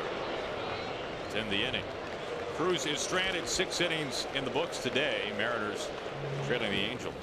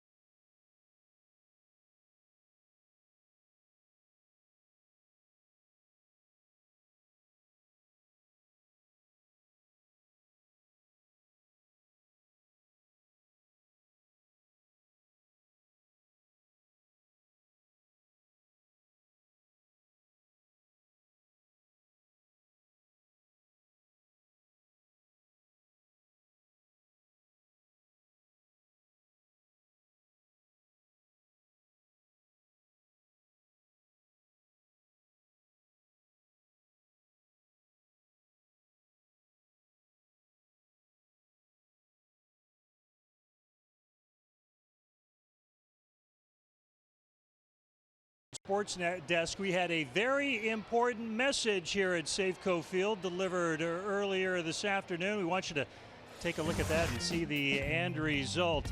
All right, it was the Fangram. Here's what it read. Christine, will you make me the luckiest guy in the world? Marry me. All right. Well, here we go.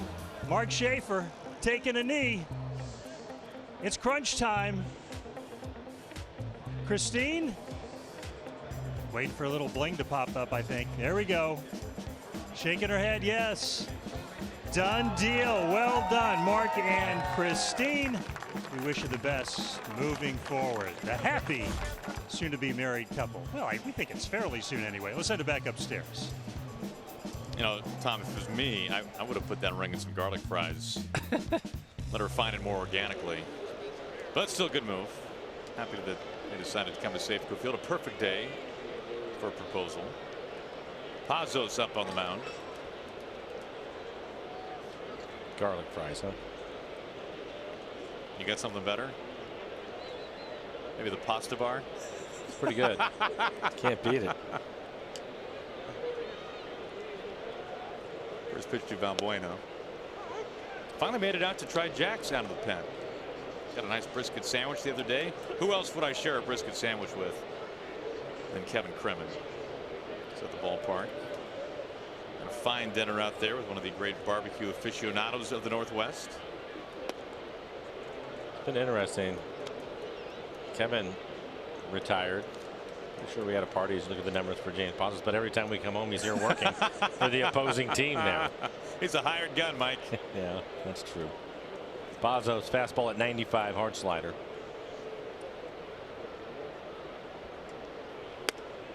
Now, I don't want to give people the wrong impression about Kevin. It's not as though he retired and then went to the other side. But we are very fortunate that the Mariners hire a full-time producer engineer on the radio side to travel with the ball club. It's a huge role to fill, and we're grateful that the Mariners take that approach. Not every team does. A number of teams hire someone locally in every city they go to. That's where Kevin comes in when he is here at home and other teams come to Safeco. Yeah, and to think that if Kevin had been working this year, he would actually be doing play-by-play on the radio as well, because Gary Hill has done all of that. I was begging for Kevin to do just a half inning of play-by-play. He's got a great voice. It comes in, looks like it scraped the knuckles. Sounded like it. I'm sure the fans have heard many of his commercials on the radio. Oh, that's right. And actually hit him. Leadoff man aboard for Simmons. But it's good that we can still see KC every once in a while here at the ballpark. Yeah, it's great. One of the all-time best. Valbuena at first for Simmons.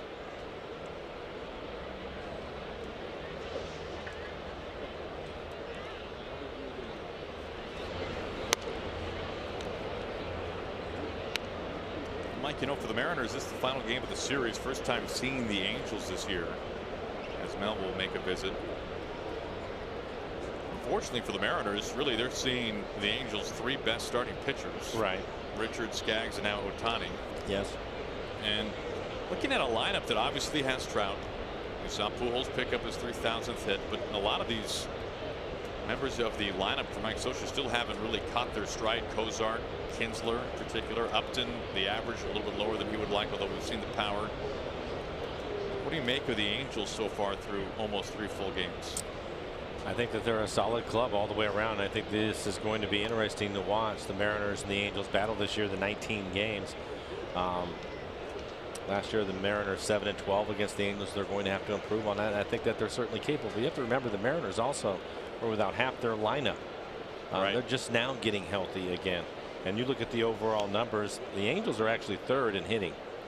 Mariners are 4th right now. So pretty even there right now. But I think, again, we'll see where that goes. I like the Mariners lineup a lot. The Angels have pitched well. You mentioned the staff. They are 5th in ERA. They're 2nd in fielding. So they do a lot of things well. You're going to have to play some good baseball, and the Mariners are certainly more than capable. And you think about them up the middle when Maldonado is in there, their normal starting catcher.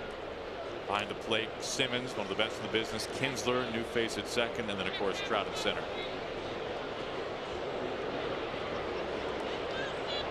Simmons has been one of the great offensive surprises over the first month and change.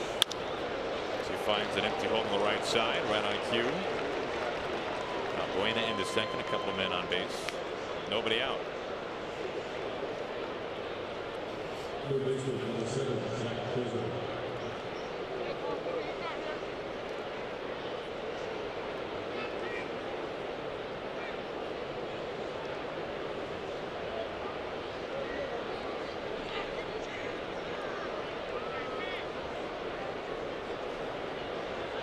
Two on, nobody out for Zach Cozart, who was homered and doubled.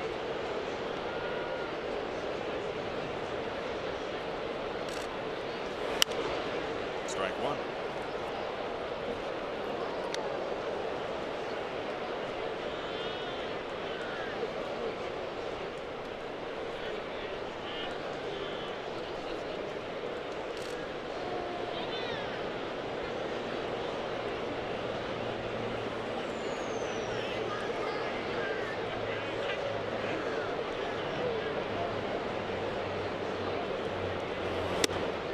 On the hands, good pitch there from Pazos.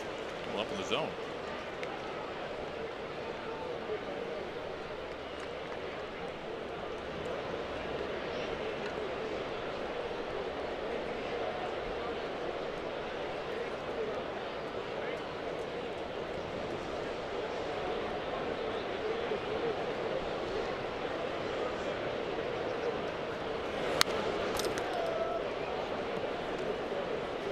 Still nothing in 2.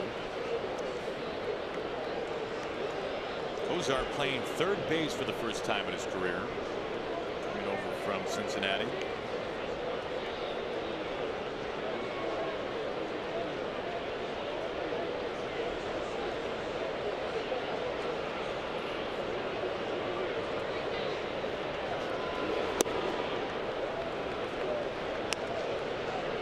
Not missing by much.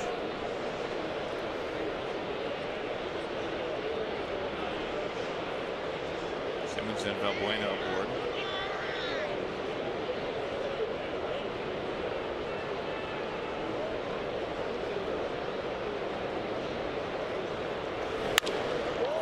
Cracked out to left. Gamble in front of the track. One out. Let's go back to the Ford Sports Desk. Now, Tom, it sounds like there's something you need to fill us in on about that proposal. Well, you know, live TV and things happen. We just basically had one too many proposals at the ballpark today. So this is Mark and Christina. We showed you these folks a few moments ago. Mark proposed. Christina said yes. But in the background, what you saw previously was Nikki Marie Evans being asked if she would say yes to her potential fiance. Now, we don't know the outcome of that proposal, so Nikki Marie Evans, feel free to let us know how it went at hashtag where I wrote. In the meantime, that proposal may be played under protest pending a review by the league office. Back upstairs. So now wait, let me see if I get this right. We got two couples, two guys about to propose today. Fangram up on the video board, and he decides to go when the different name is up there. Am I misunderstanding this? Well, let's be ready to hit, right?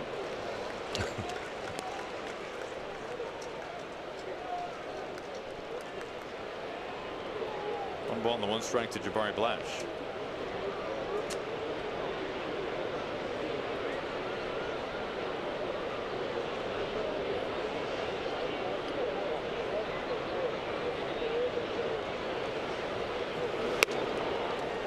Mike, this isn't exactly Kevin Youkilis, but the Blash stance is semi-unique.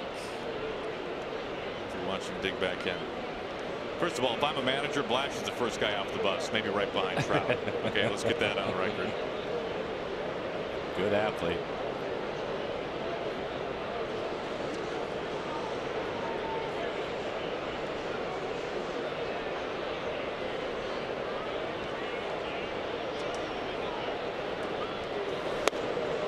Like it seems to Kevin me. Youkilis. That's nicely done. The stance is very similar to his. I believe Kevin had it over his right hand was typically And his hands separated. Yeah. like one hand was on the barrel. Yeah. I'm not sure how he made all that work, but a good player. But correct me if I'm wrong, but I feel as though the bat's pointed the wrong direction right now.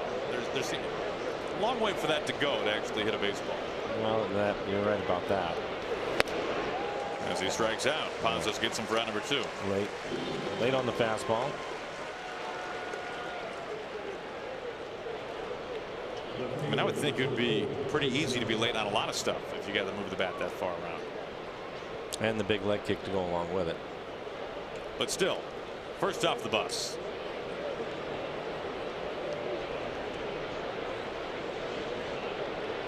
Two outs for Young, 2 on.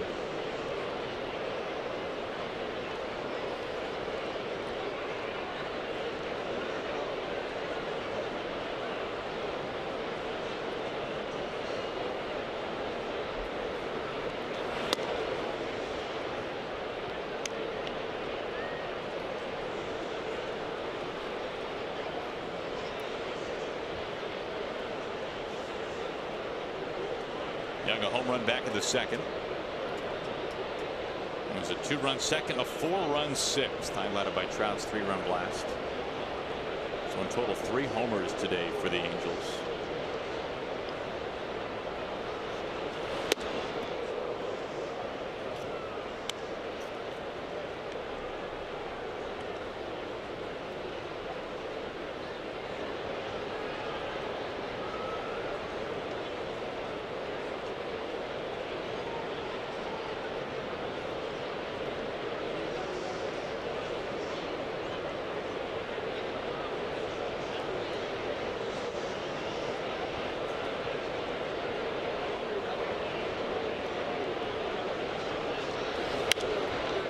Two and one.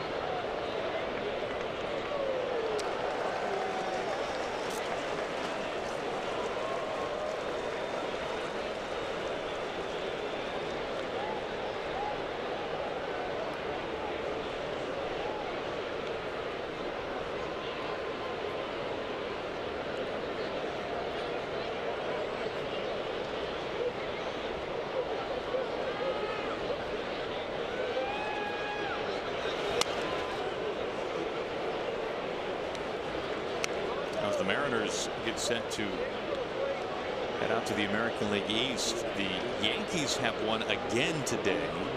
They win at home 7-4 over the Indians. They've won 15 of their last 16 games.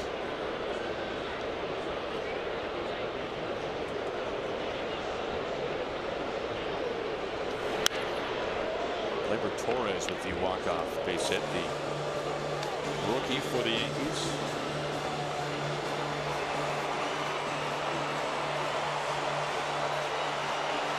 game with 1 hit through 7. It was Yonder Alonso who broke up a combined no-hitter.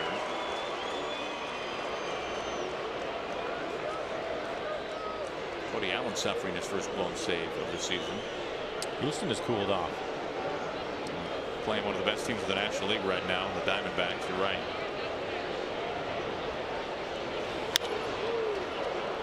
In play. Robbie wants it. He's got it. A couple of men are left. It's time to stretch. We'll stay right here for God Bless America.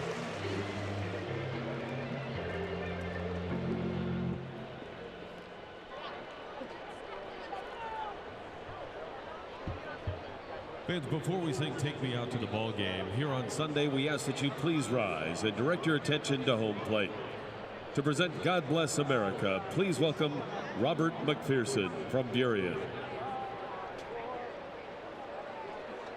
God bless America, land that I love. Stand beside her and guide her through the night with the light from above.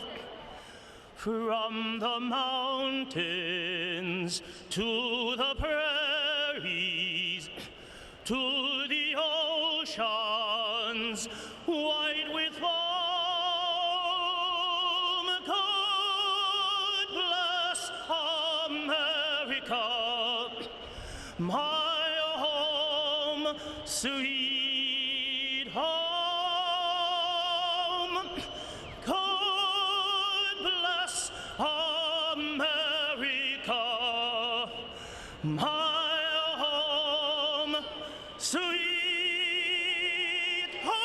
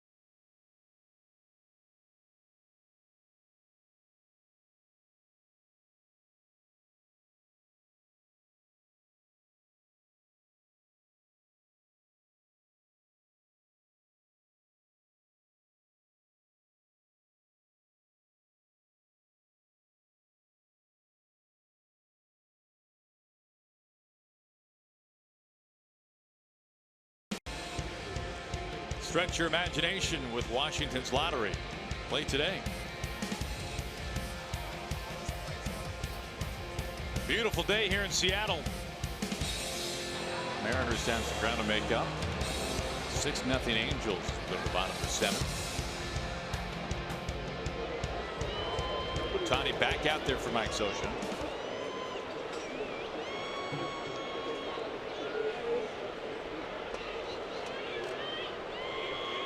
Ohtani, exceptional stuff today. 85 pitches, probably going to be his last inning.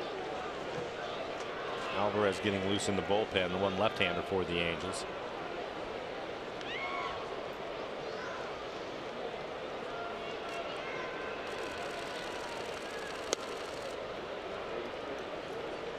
Ball one to Haniger. There's Alvarez.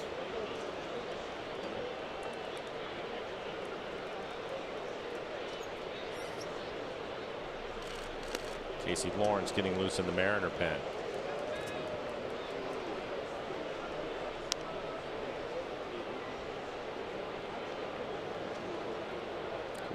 Done a lot of scoring from the 7th inning on.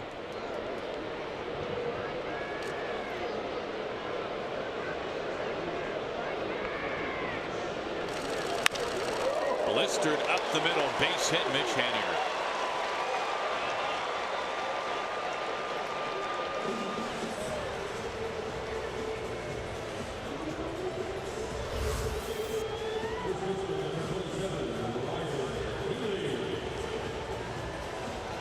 Came in there at about 97, back out at probably 107.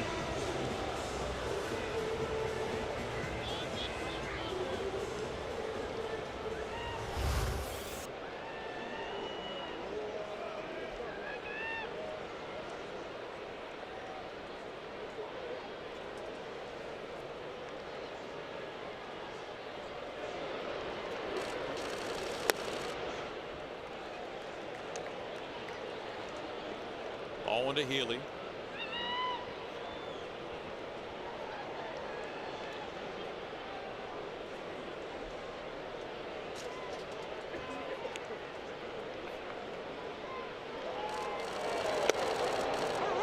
That drops in for a strike.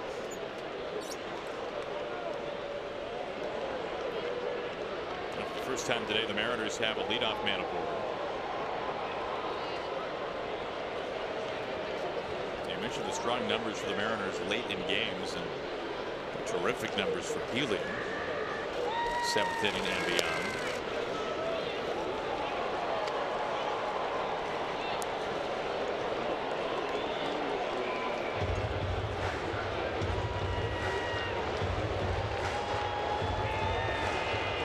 It'll be very interesting as this season moves along to see the usage of Ohtani and the balance Mike Scioscia tries to play between Ohtani on the mound and the lineup.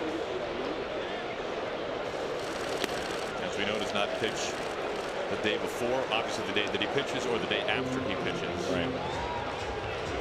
But it's a longer schedule here than what he's used to.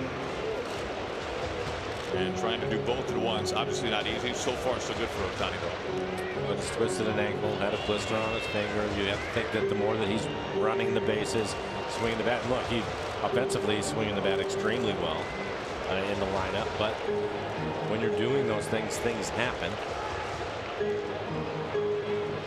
We'll have to wait and see.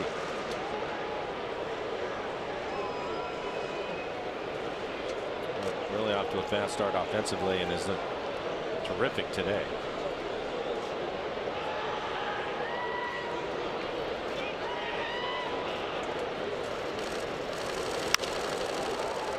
High fly slicing, Glass chasing after it. Foul ball.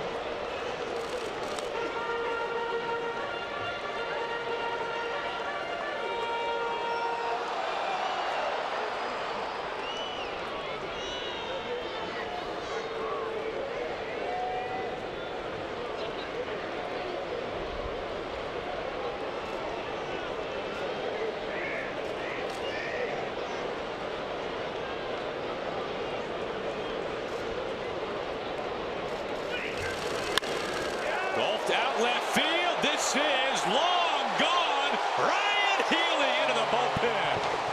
Mariners on the board. Number 5 for the Mariners first baseman.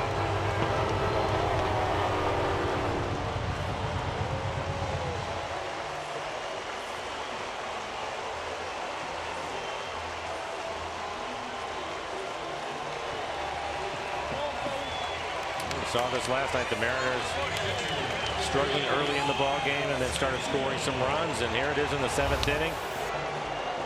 After Mitch Haniger base hit, breaking ball right in the middle of the plate. He drives it to the back of the bullpen. And Alvarez getting loose in the pen. Ohtani now at 94 pitches, so this will barely be his last hitter. At Gamble and back to the top of the lineup, and Gordon, a couple of left-handed hitters are due up. We'll take another look at the swing.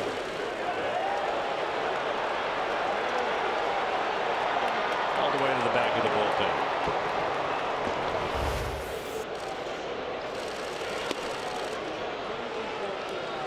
2-0 to Zunino.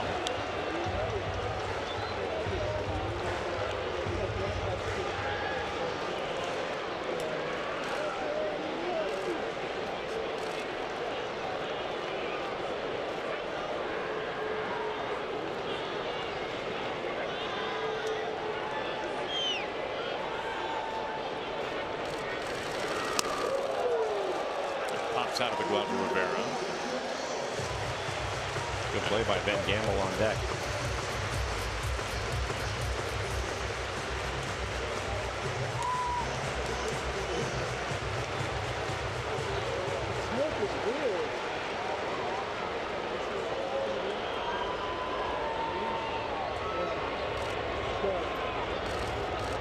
The 3-0, taking 4-pitch walk.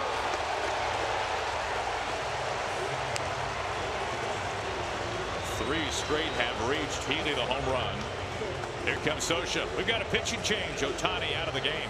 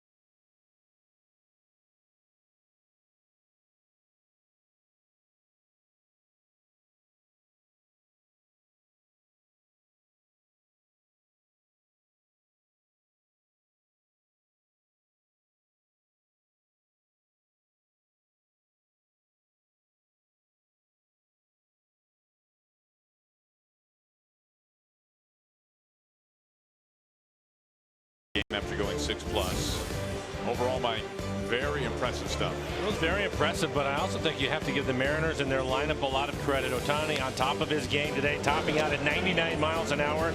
Had a great split. Good curveball and slider to go with it. Was difficult, but they were able to push his pitch count up. 98. Look at 6+. He worked in the 7th inning. Didn't retire anybody in the 7th inning, but now the Mariners into the bullpen. End up putting a couple of runs on the board, but Ohtani just terrific stuff. 6+, 6 hits, couple of runs. They were earned. 2 walks, 2 strikeouts, 98 pitches, 59 strikes, and he is responsible for Mike Zunino, who was at first base. Jose Alvarez, a lone lefty in Scioscia's bullpen out of work. He's pitched well, 18 appearances, a 1.26 ERA. Opponents hitting .204. Fastball, slider, changeup, occasional cutter from him. Average fastball 92. Guillermo Heredia pinch hitting. Looks at ball 1.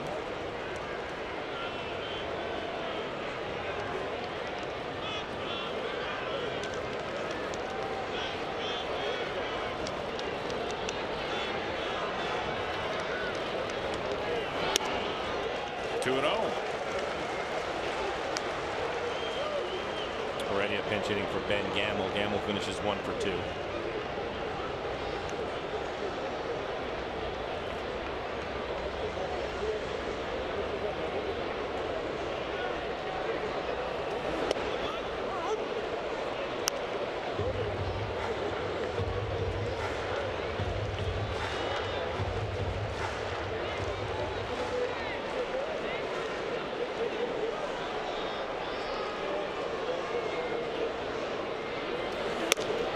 Heredia ahead 3-1.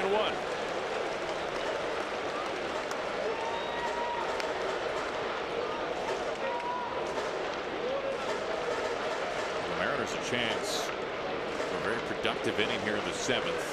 Gordon on deck, then Segura. The big bat's coming up. Right-hander Lucinino Ramirez in the bullpen for the Angels. And the Mariners have another man on base. Walk to Heredia.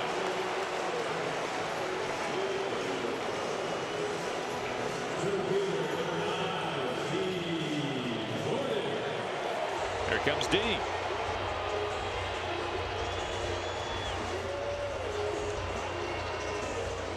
Mariners hitting 283 with runners in scoring position this year. D. Gordon hitting 368. That'll work. It's back to swing. Appeal. Ball one.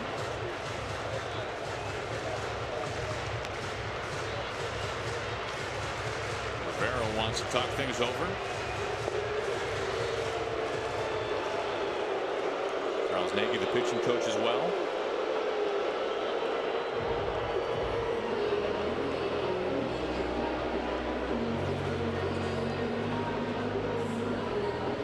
Well, could this end up being something similar to last night? Maybe not 11 innings. But Mariners. Why not? The way they swing the bats, especially late. Late runs last night for the win. A thrilling win. 4.5 hours.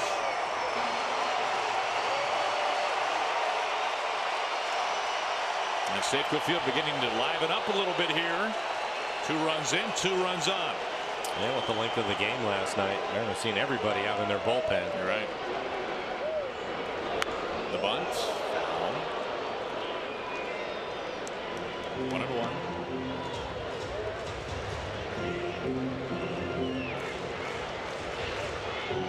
There is Ramirez. Pretty good slider last night.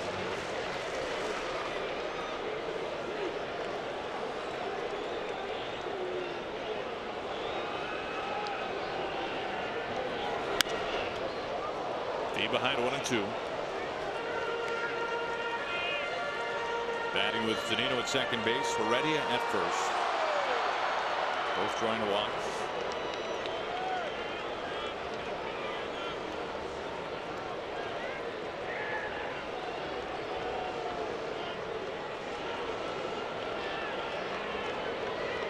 The 1-2. Ground ball to Simmons. Kim's over the bag. Throw to first.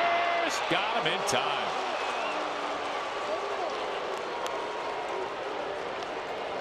Zunino standing at third. 2 outs. It's tough to double D up, but pretty good pick over at first. Barely gets him. Firm ground ball right to the shortstop will do it though.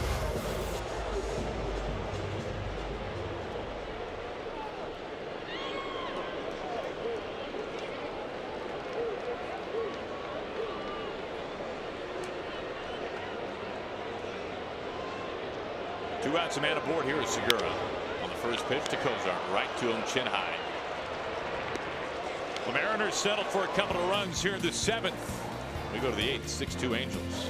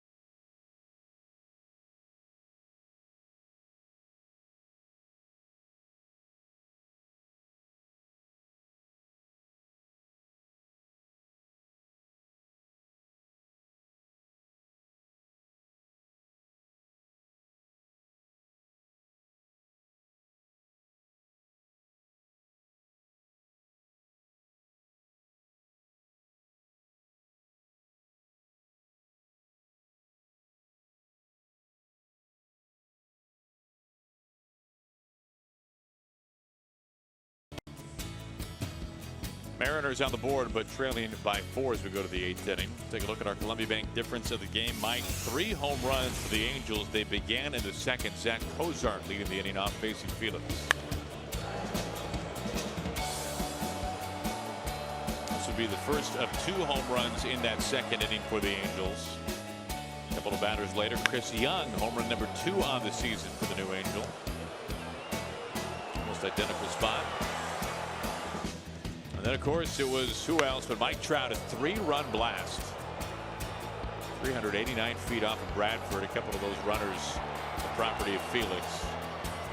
5 runs, 5 2/3 for Felix. Some changes for the Mariners. Heredia is in left field after pinch hitting for Gamble. This is a surprising one. Trying to get to the bottom of this. Andrew Romine takes over for Segura at shortstop. Romine last night in left field. Casey Lawrence now up on the mound. Take a look at Gene Segura, and here's the swing. Seemed like a fairly routine play. They make the change. Romine now at shortstop, so hopefully it isn't anything serious. Lawrence at 0-2, takes over for Pazos toward the 8th.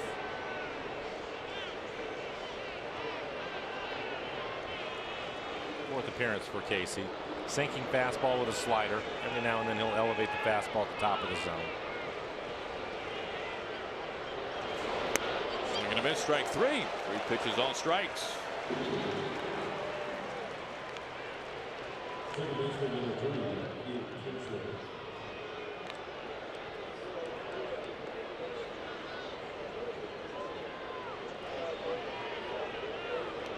Now facing Kinsler.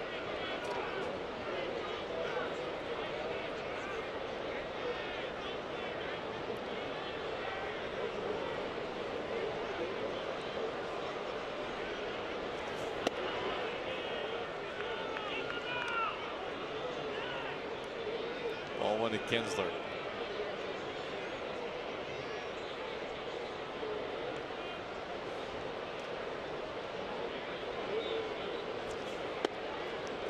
Three-quarter check swing, 1-1. Casey with a pretty good slider this afternoon.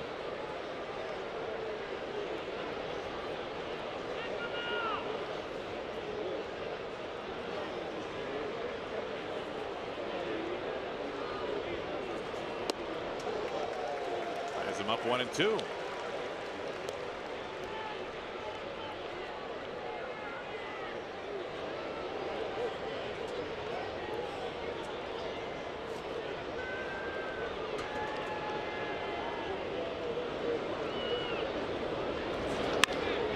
Line foul.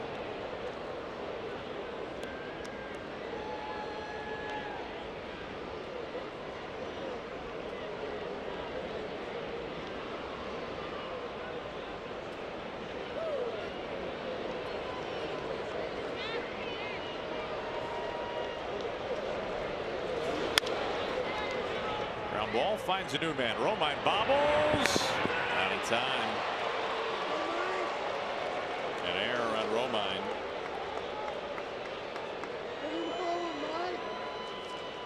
One out, one on.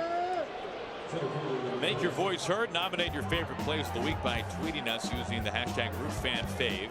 Watch the Mariners pregame show every Sunday to find out your fan favorite plays of the week. Plus, each month, one lucky fan will win a Coors Light Yeti cooler just for participating. You can check out official rules at rootsports.com.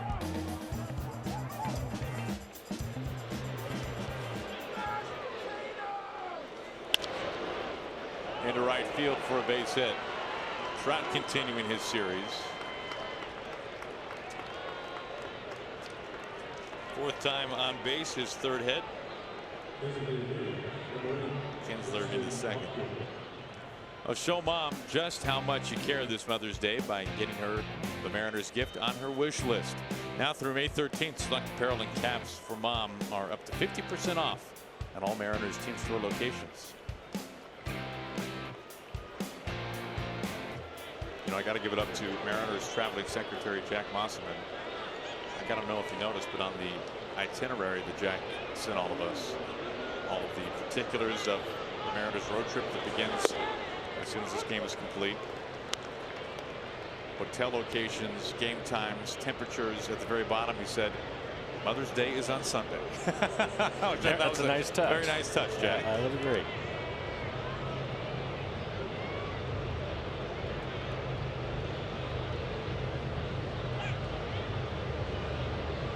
Oh, 1 to Upton. They're going to tell me that your sweet town car service was taken care of. That's the separate itinerary that I get. If you need a ride, just let me know. Jeeves might be able to accommodate. I understand I'm going out for Italian tomorrow. That's absolutely right. You don't mind that I invited myself. Oh, please do. We've got room in the car. Old foul. I think I'll be making it up, barring a last-minute change, Mike. I think I'll be making it up to the top of the CN Tower for the first time on tomorrow. You're saying you've never been there? Never been up there. It's been a long time for myself. A number of years ago.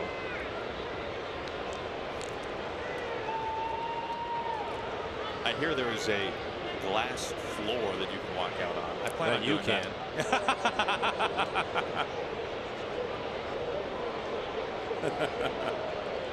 Looking forward to you telling me all about it. Mariners, of course, after the game today will fly to Toronto. They have a day off before they have a 3-game series starting on Tuesday.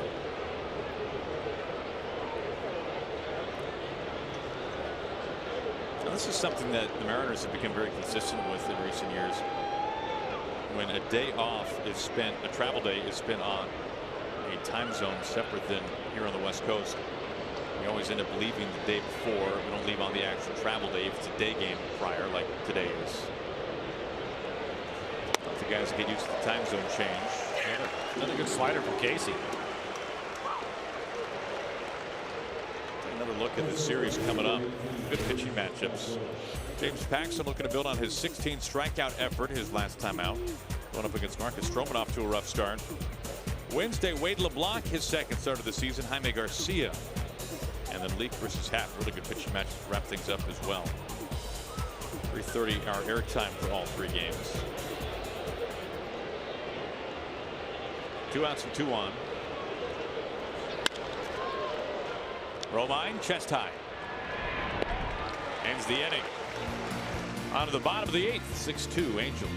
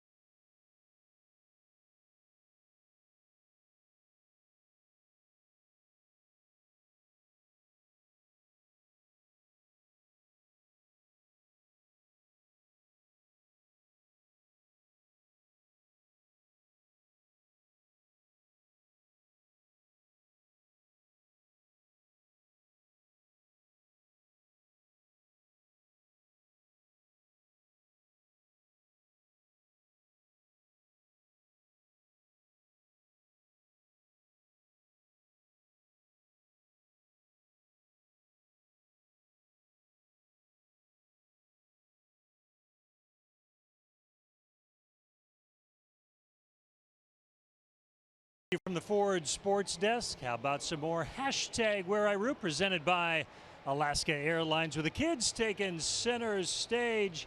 That little fellow looks like he's maybe indicating it's time to go home. Denise, thanks for sending that one in. Out in the Moose, Dan Wyatt's having a great time with Dad and the Moose, and a bag of popcorn may be bigger than that young lady. Everybody having a good time today at Safeco Field. Oh, the kids enjoying this Sunday at the ballpark. Thank you, Tom. Left on left. Robbie leads it off. Swinging strike.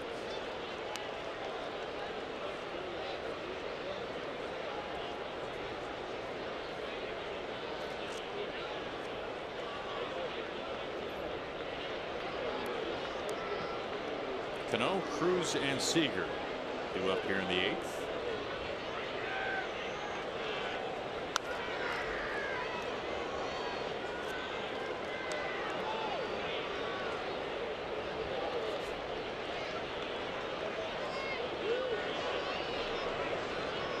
Now you know you're big league when not only do you have personalized sweatbands, but you have them for the uniform that you will wear like 7 times a year. Out to right, Blash. Right on the cusp of the track. 1 down. Robbie up 4 times, all flyouts, 3 of them to the right fielder.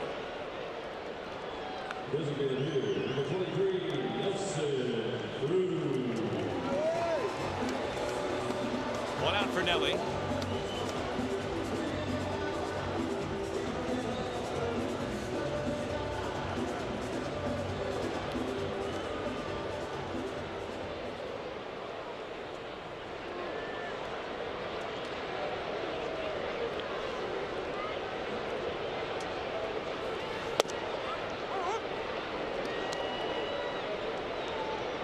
Now you do have your passport, don't you, Mike?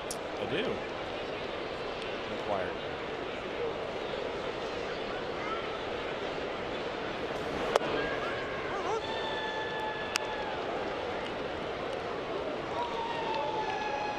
Jump through some hoops, of course. Getting in and out of play the Blue Jays, and I wonder for the players of the Blue Jays. This gobbles up Cozart, but he takes care of it. 2 outs. And that is a process each and every time you hit the road for the Blue Jays. Not that that's going to impact, not that's going to necessarily impact any free agent decisions, but that takes some time getting in and out of there every time. For us, only once a year, so not that big of a hassle. I wonder if we'll find out, obviously, next few days, but I wonder if their situation is a little bit different or streamlined because they're going in and out all the time. And I'm sure they must do something for it. I'll ask Locomotive. There you go.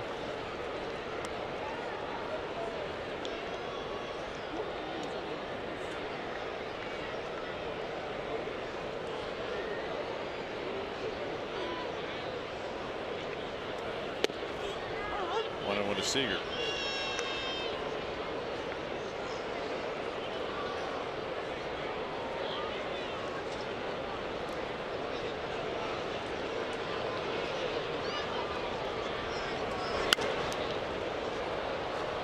Soft pop up to Cozart. Seager's counterpart takes care of it, and the side is retired in order. On to the 9th.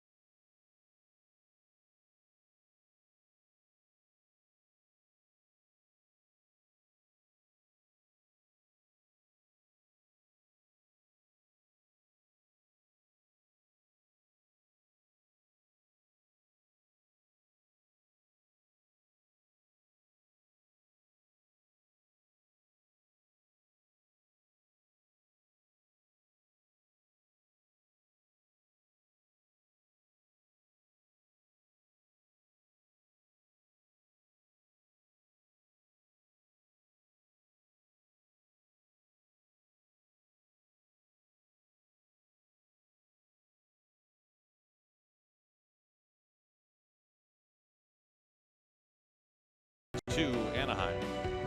Join us Tuesday during the Mariners game for Twitter Tuesday. You'll have 5 chances to win exciting prizes just by interacting with us on Twitter throughout the game. We'll be posting questions and want to hear from you, so be sure to watch and follow us on Twitter at rootsports_NW. To find giveaway rules, visit rootsports.com. Strike one to Simmons.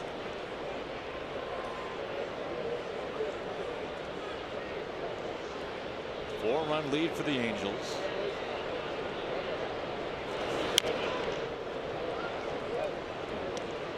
Oh, 0-2.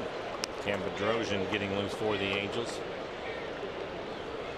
Looks like he will pitch the ninth.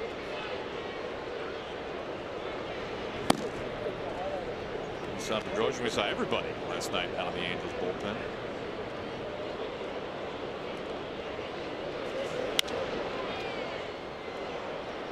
Already comes in, makes the catch.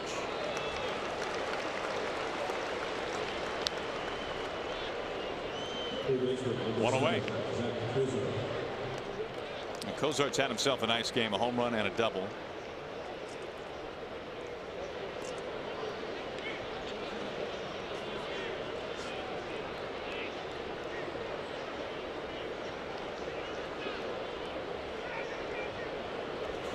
I think for a lot of people looking at the Angels this offseason, Mike Moustakas seemed like the logical fit at third base for the Angels. Seemed that he thought so. I think he very much thought so, more than anyone maybe. Lives right there in the area. He, after all, is a third baseman. Cozart moving over from short. Angels decided to go this direction instead. Of course, Moustakas going back to Kansas City. He's essentially out of options. I got him. One out, hit by pitch.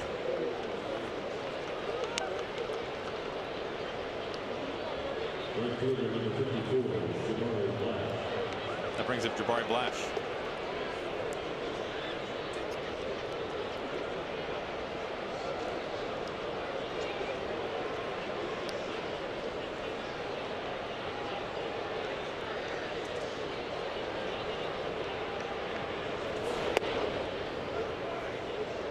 Ball to Blash.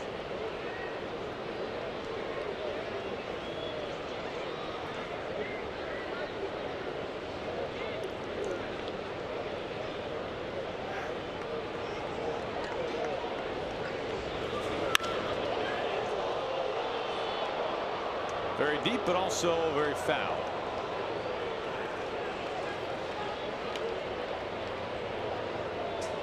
We were talking about earlier with the swing and the way the bat is pointed and the big leg kick. When it all comes together, it can be great. It can work. It's not how often can you make that happen. Look at it right there.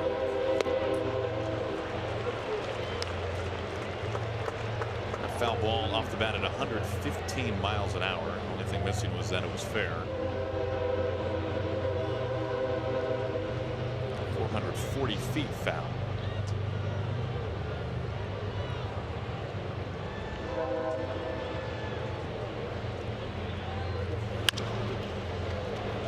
Romine can't get there. It's in the left. Cozart advances to second. Blash, his first hit, second time on base. Mike, when thinking about the series coming up in Toronto, can't help but think of, well, Paxton going in game 1 against Stroman. There's Paxton from Ladner, British Columbia.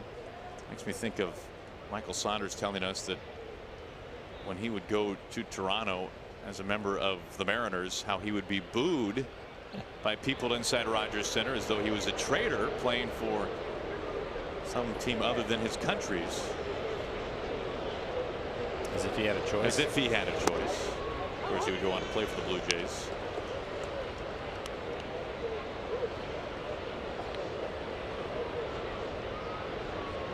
I'd be curious to see and watch James a few years ago when he had his first start there. Had a tough time of it commanding the fastball. And he just talked about being back in Toronto and Canada and pitching and what it meant to him, and a lot of things were going on. I'm sure he's past that now, but that was a big deal that first time, especially. It was really important to him. You're right. I mean, he's got a tattoo of a maple leaf after all. Yeah.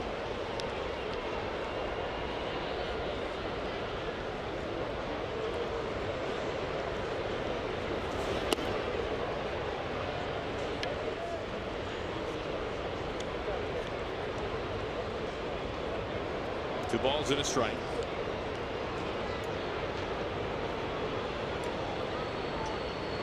Good look at James. Taking in some Rays today.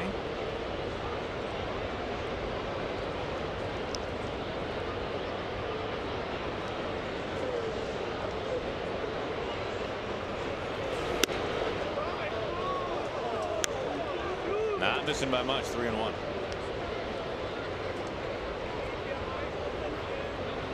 Trout, what a series. He has lifted his average 37 points in 3 days here in Seattle. Up to 336 now. Bases are loaded. Hit batter is single and a walk. Stick around after the game for Mariners post game presented by Alaska Airlines. Playing the top of the 9th, 1 out, bases loaded. Chance to hear from Scott for the Mariners. Hit to the skies.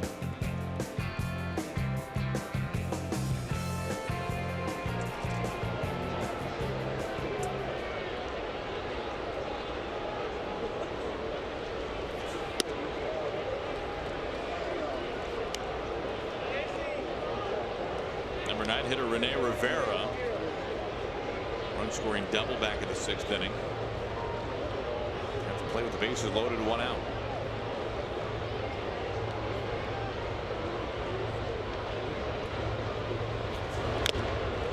Fouled back, 1-1.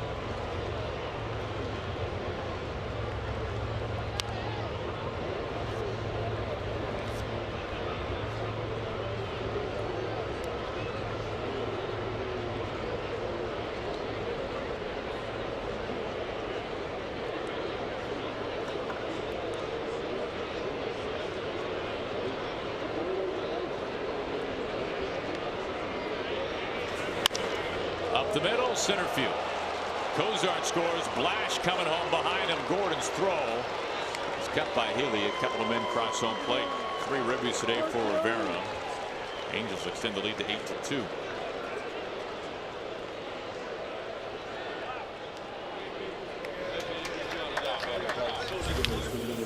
He's going to get a pitch in the middle of the plate. Mike was set up on the inside corner. You can see him reach back. Rivera, short swing right back up the middle.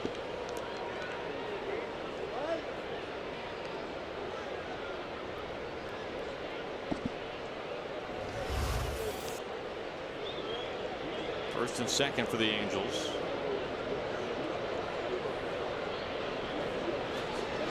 Another trip to the plate for Kinsler.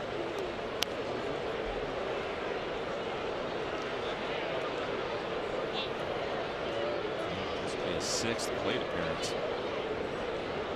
Been busy in the leadoff spot.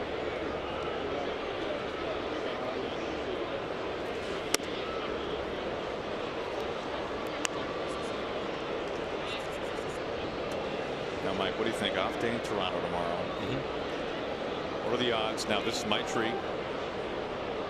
Me, Flower Power, at a table, at lunch, with a poutine. Give me the odds. Now, again, let me underscore this once more. I'm paying. I will Yelp. I will find us the finest local poutine in Toronto. You can, now, you know that's going to happen. It won't be bad. Will you indulge? Absolutely not. not going to happen. Are you surprised by that? Romine took it on at first base. Double play. Shocked would not really classify my emotions right now. On to the bottom of the 9th, Mariners down 6.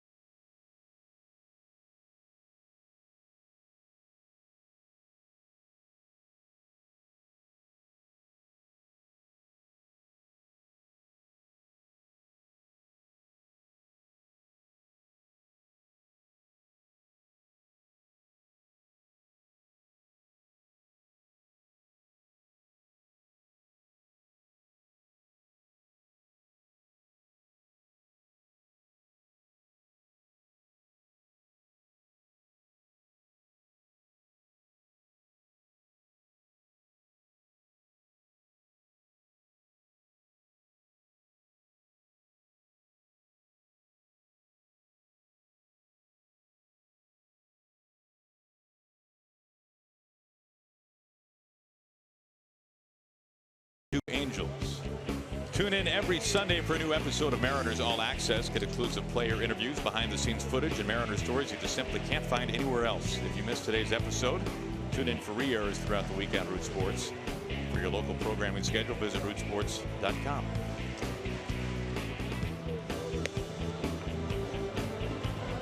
Cam Bedrosian, the new pitcher for Mike Scioscia. Bedrosian fastball, curveball. His average fastball 93 miles an hour. 16 appearances on the year, a 4.11 ERA, 13 strikeouts and 15 and a third. Giving up 3 home runs.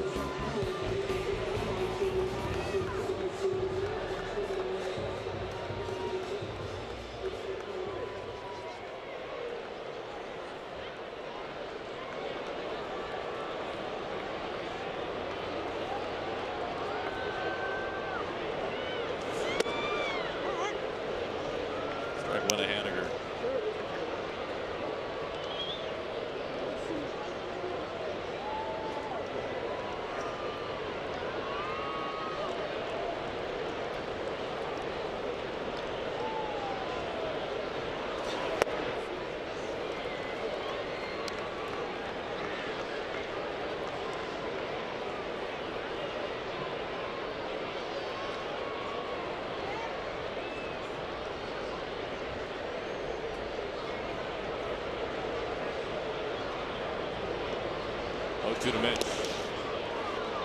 Side, 1 ball and 2 strikes.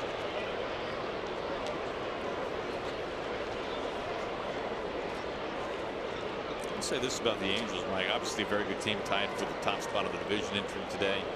We saw Johnson pitching last night in a save situation. Obviously, did not work out for Jim Johnson. At one point, one of the best closers in the game. But this is the second straight year, it seems like, for Mike Scioscia, where he has not had a firm closer, and has been a little bit of a question mark on a day in and day out basis for the Angels. Who will pitch the ninth in a save situation? I just can't imagine a team going a whole season being a playoff team and not having that set in stone. Obviously, still lots of time left.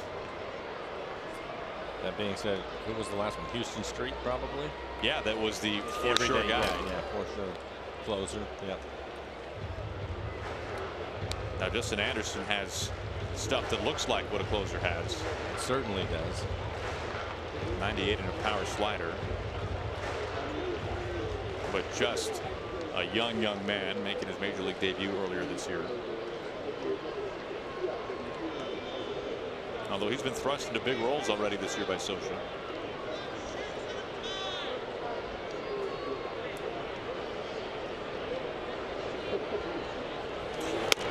Full count.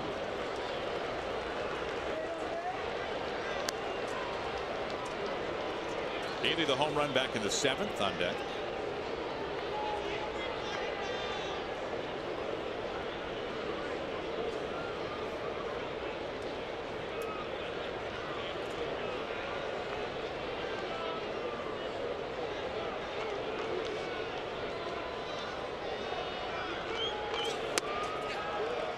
The appeal, he does not go. Leadoff walk, Mitch Haniger reaching for the second time.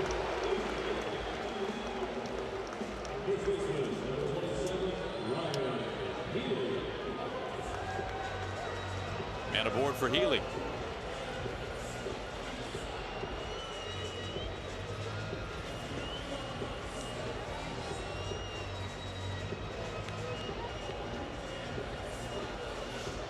Well, we were excited for this one. Felix versus Ohtani. Felix 5 2/3, 5 runs. 7 hits against Felix. Ohtani, meanwhile, 2 runs over 6+, striking out 6.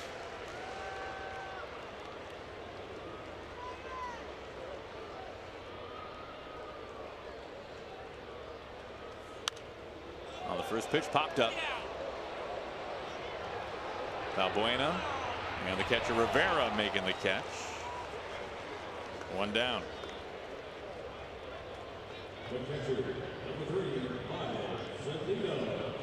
That brings Zunino up.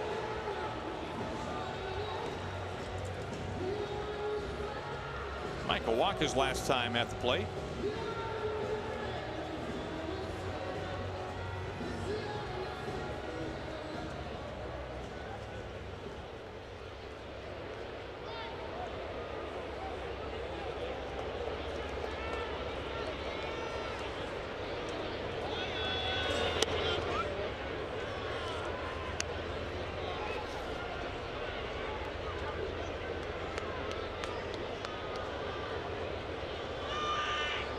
Mariners have been on the road plenty so far this season to begin the year. The good news is for the Mariners, when they come back home after the road trip, Toronto, Detroit, each for 3 games, and the makeup game in Minnesota on the 14th.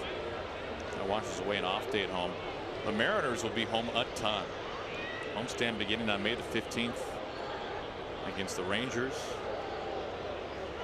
Detroit then comes in.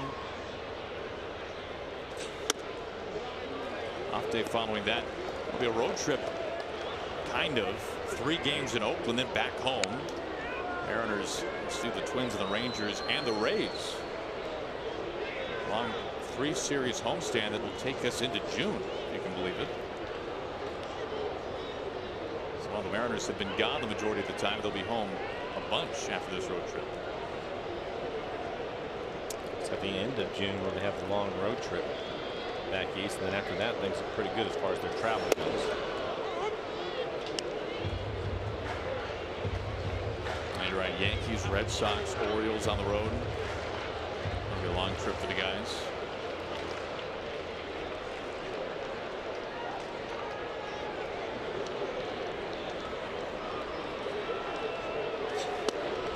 Two men on. Zunino walked for the second time. Nagy, the pitching coach, out. Now a lot can change. All parties involved between now and the time of the Mariners see the Red Sox in mid-June. But Mike, you want to talk about a gauntlet, at least the way that these teams look now.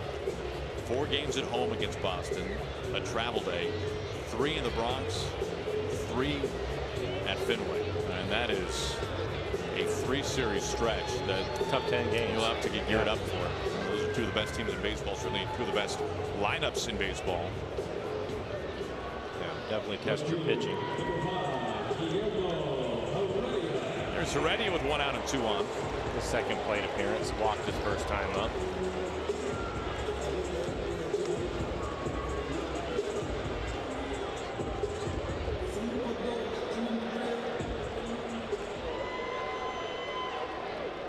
Two on, 1 out. Mariners trail 8-2 in the bottom of the 9th.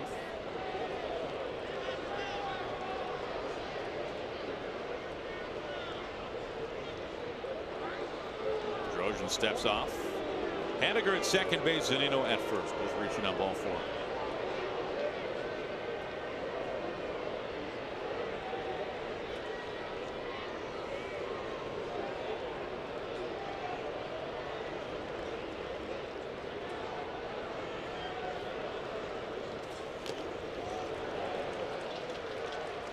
Bedrosian, 14 pitches, just 5 strikes.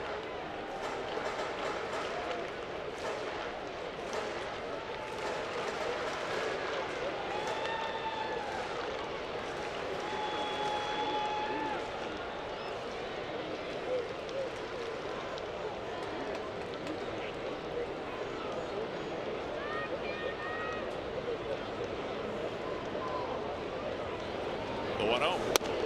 Another ball.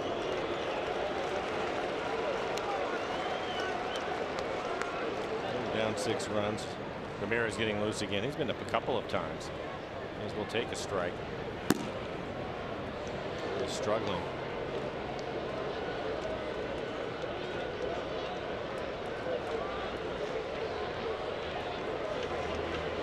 Now the 2-0. Strike over this time, top of the zone. I'm surprised Guillermo taking all the way. Be ready to hit now.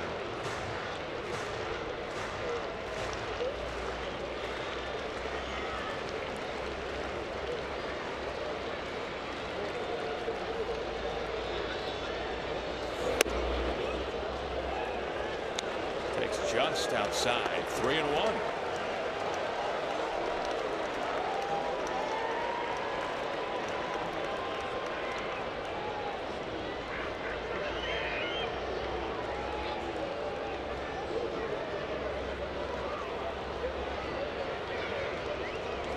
Whoa, watch out. I think we're going to have a pitching change.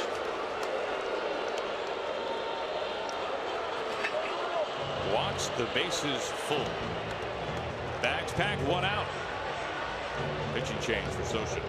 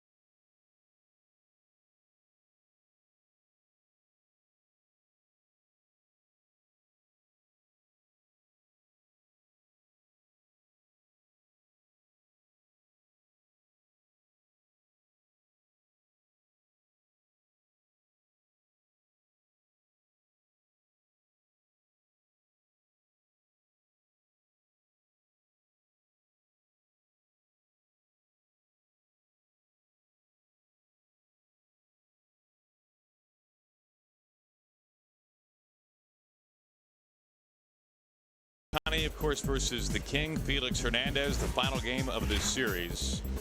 Take a look at the final line for Felix, Mike. 5 2/3, 7 hits, 5 runs. They were earned, 4 walks, 5 strikeouts, 101 pitches, 63 of those for strikes. And again, just a tough break for Felix. He was really throwing the ball well in the 6th inning. Had a couple of outs, a strikeout, turned into a wild pitch. The runner reaches. And then after that was 3 more runs. For Ohtani, 6 innings, 6 hits, a couple of earned runs, 2 walks, 6 strikeouts, 98 pitches for him, 59 strikes. No Ramirez, the new pitcher after Bedrosian walks in full.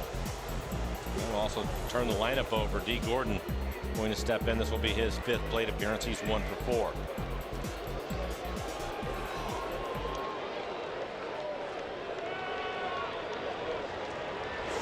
On the first pitch to Kinsler.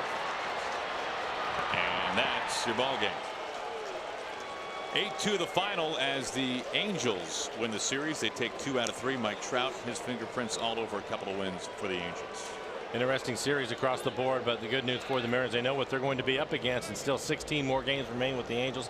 Last year, if you look at their overall record, just 7-12. They're going to have to improve on that this year. I think they certainly can do that. Mariners postgame presented by Alaska Airlines begins right now. Val, Bradley, you guys take it away.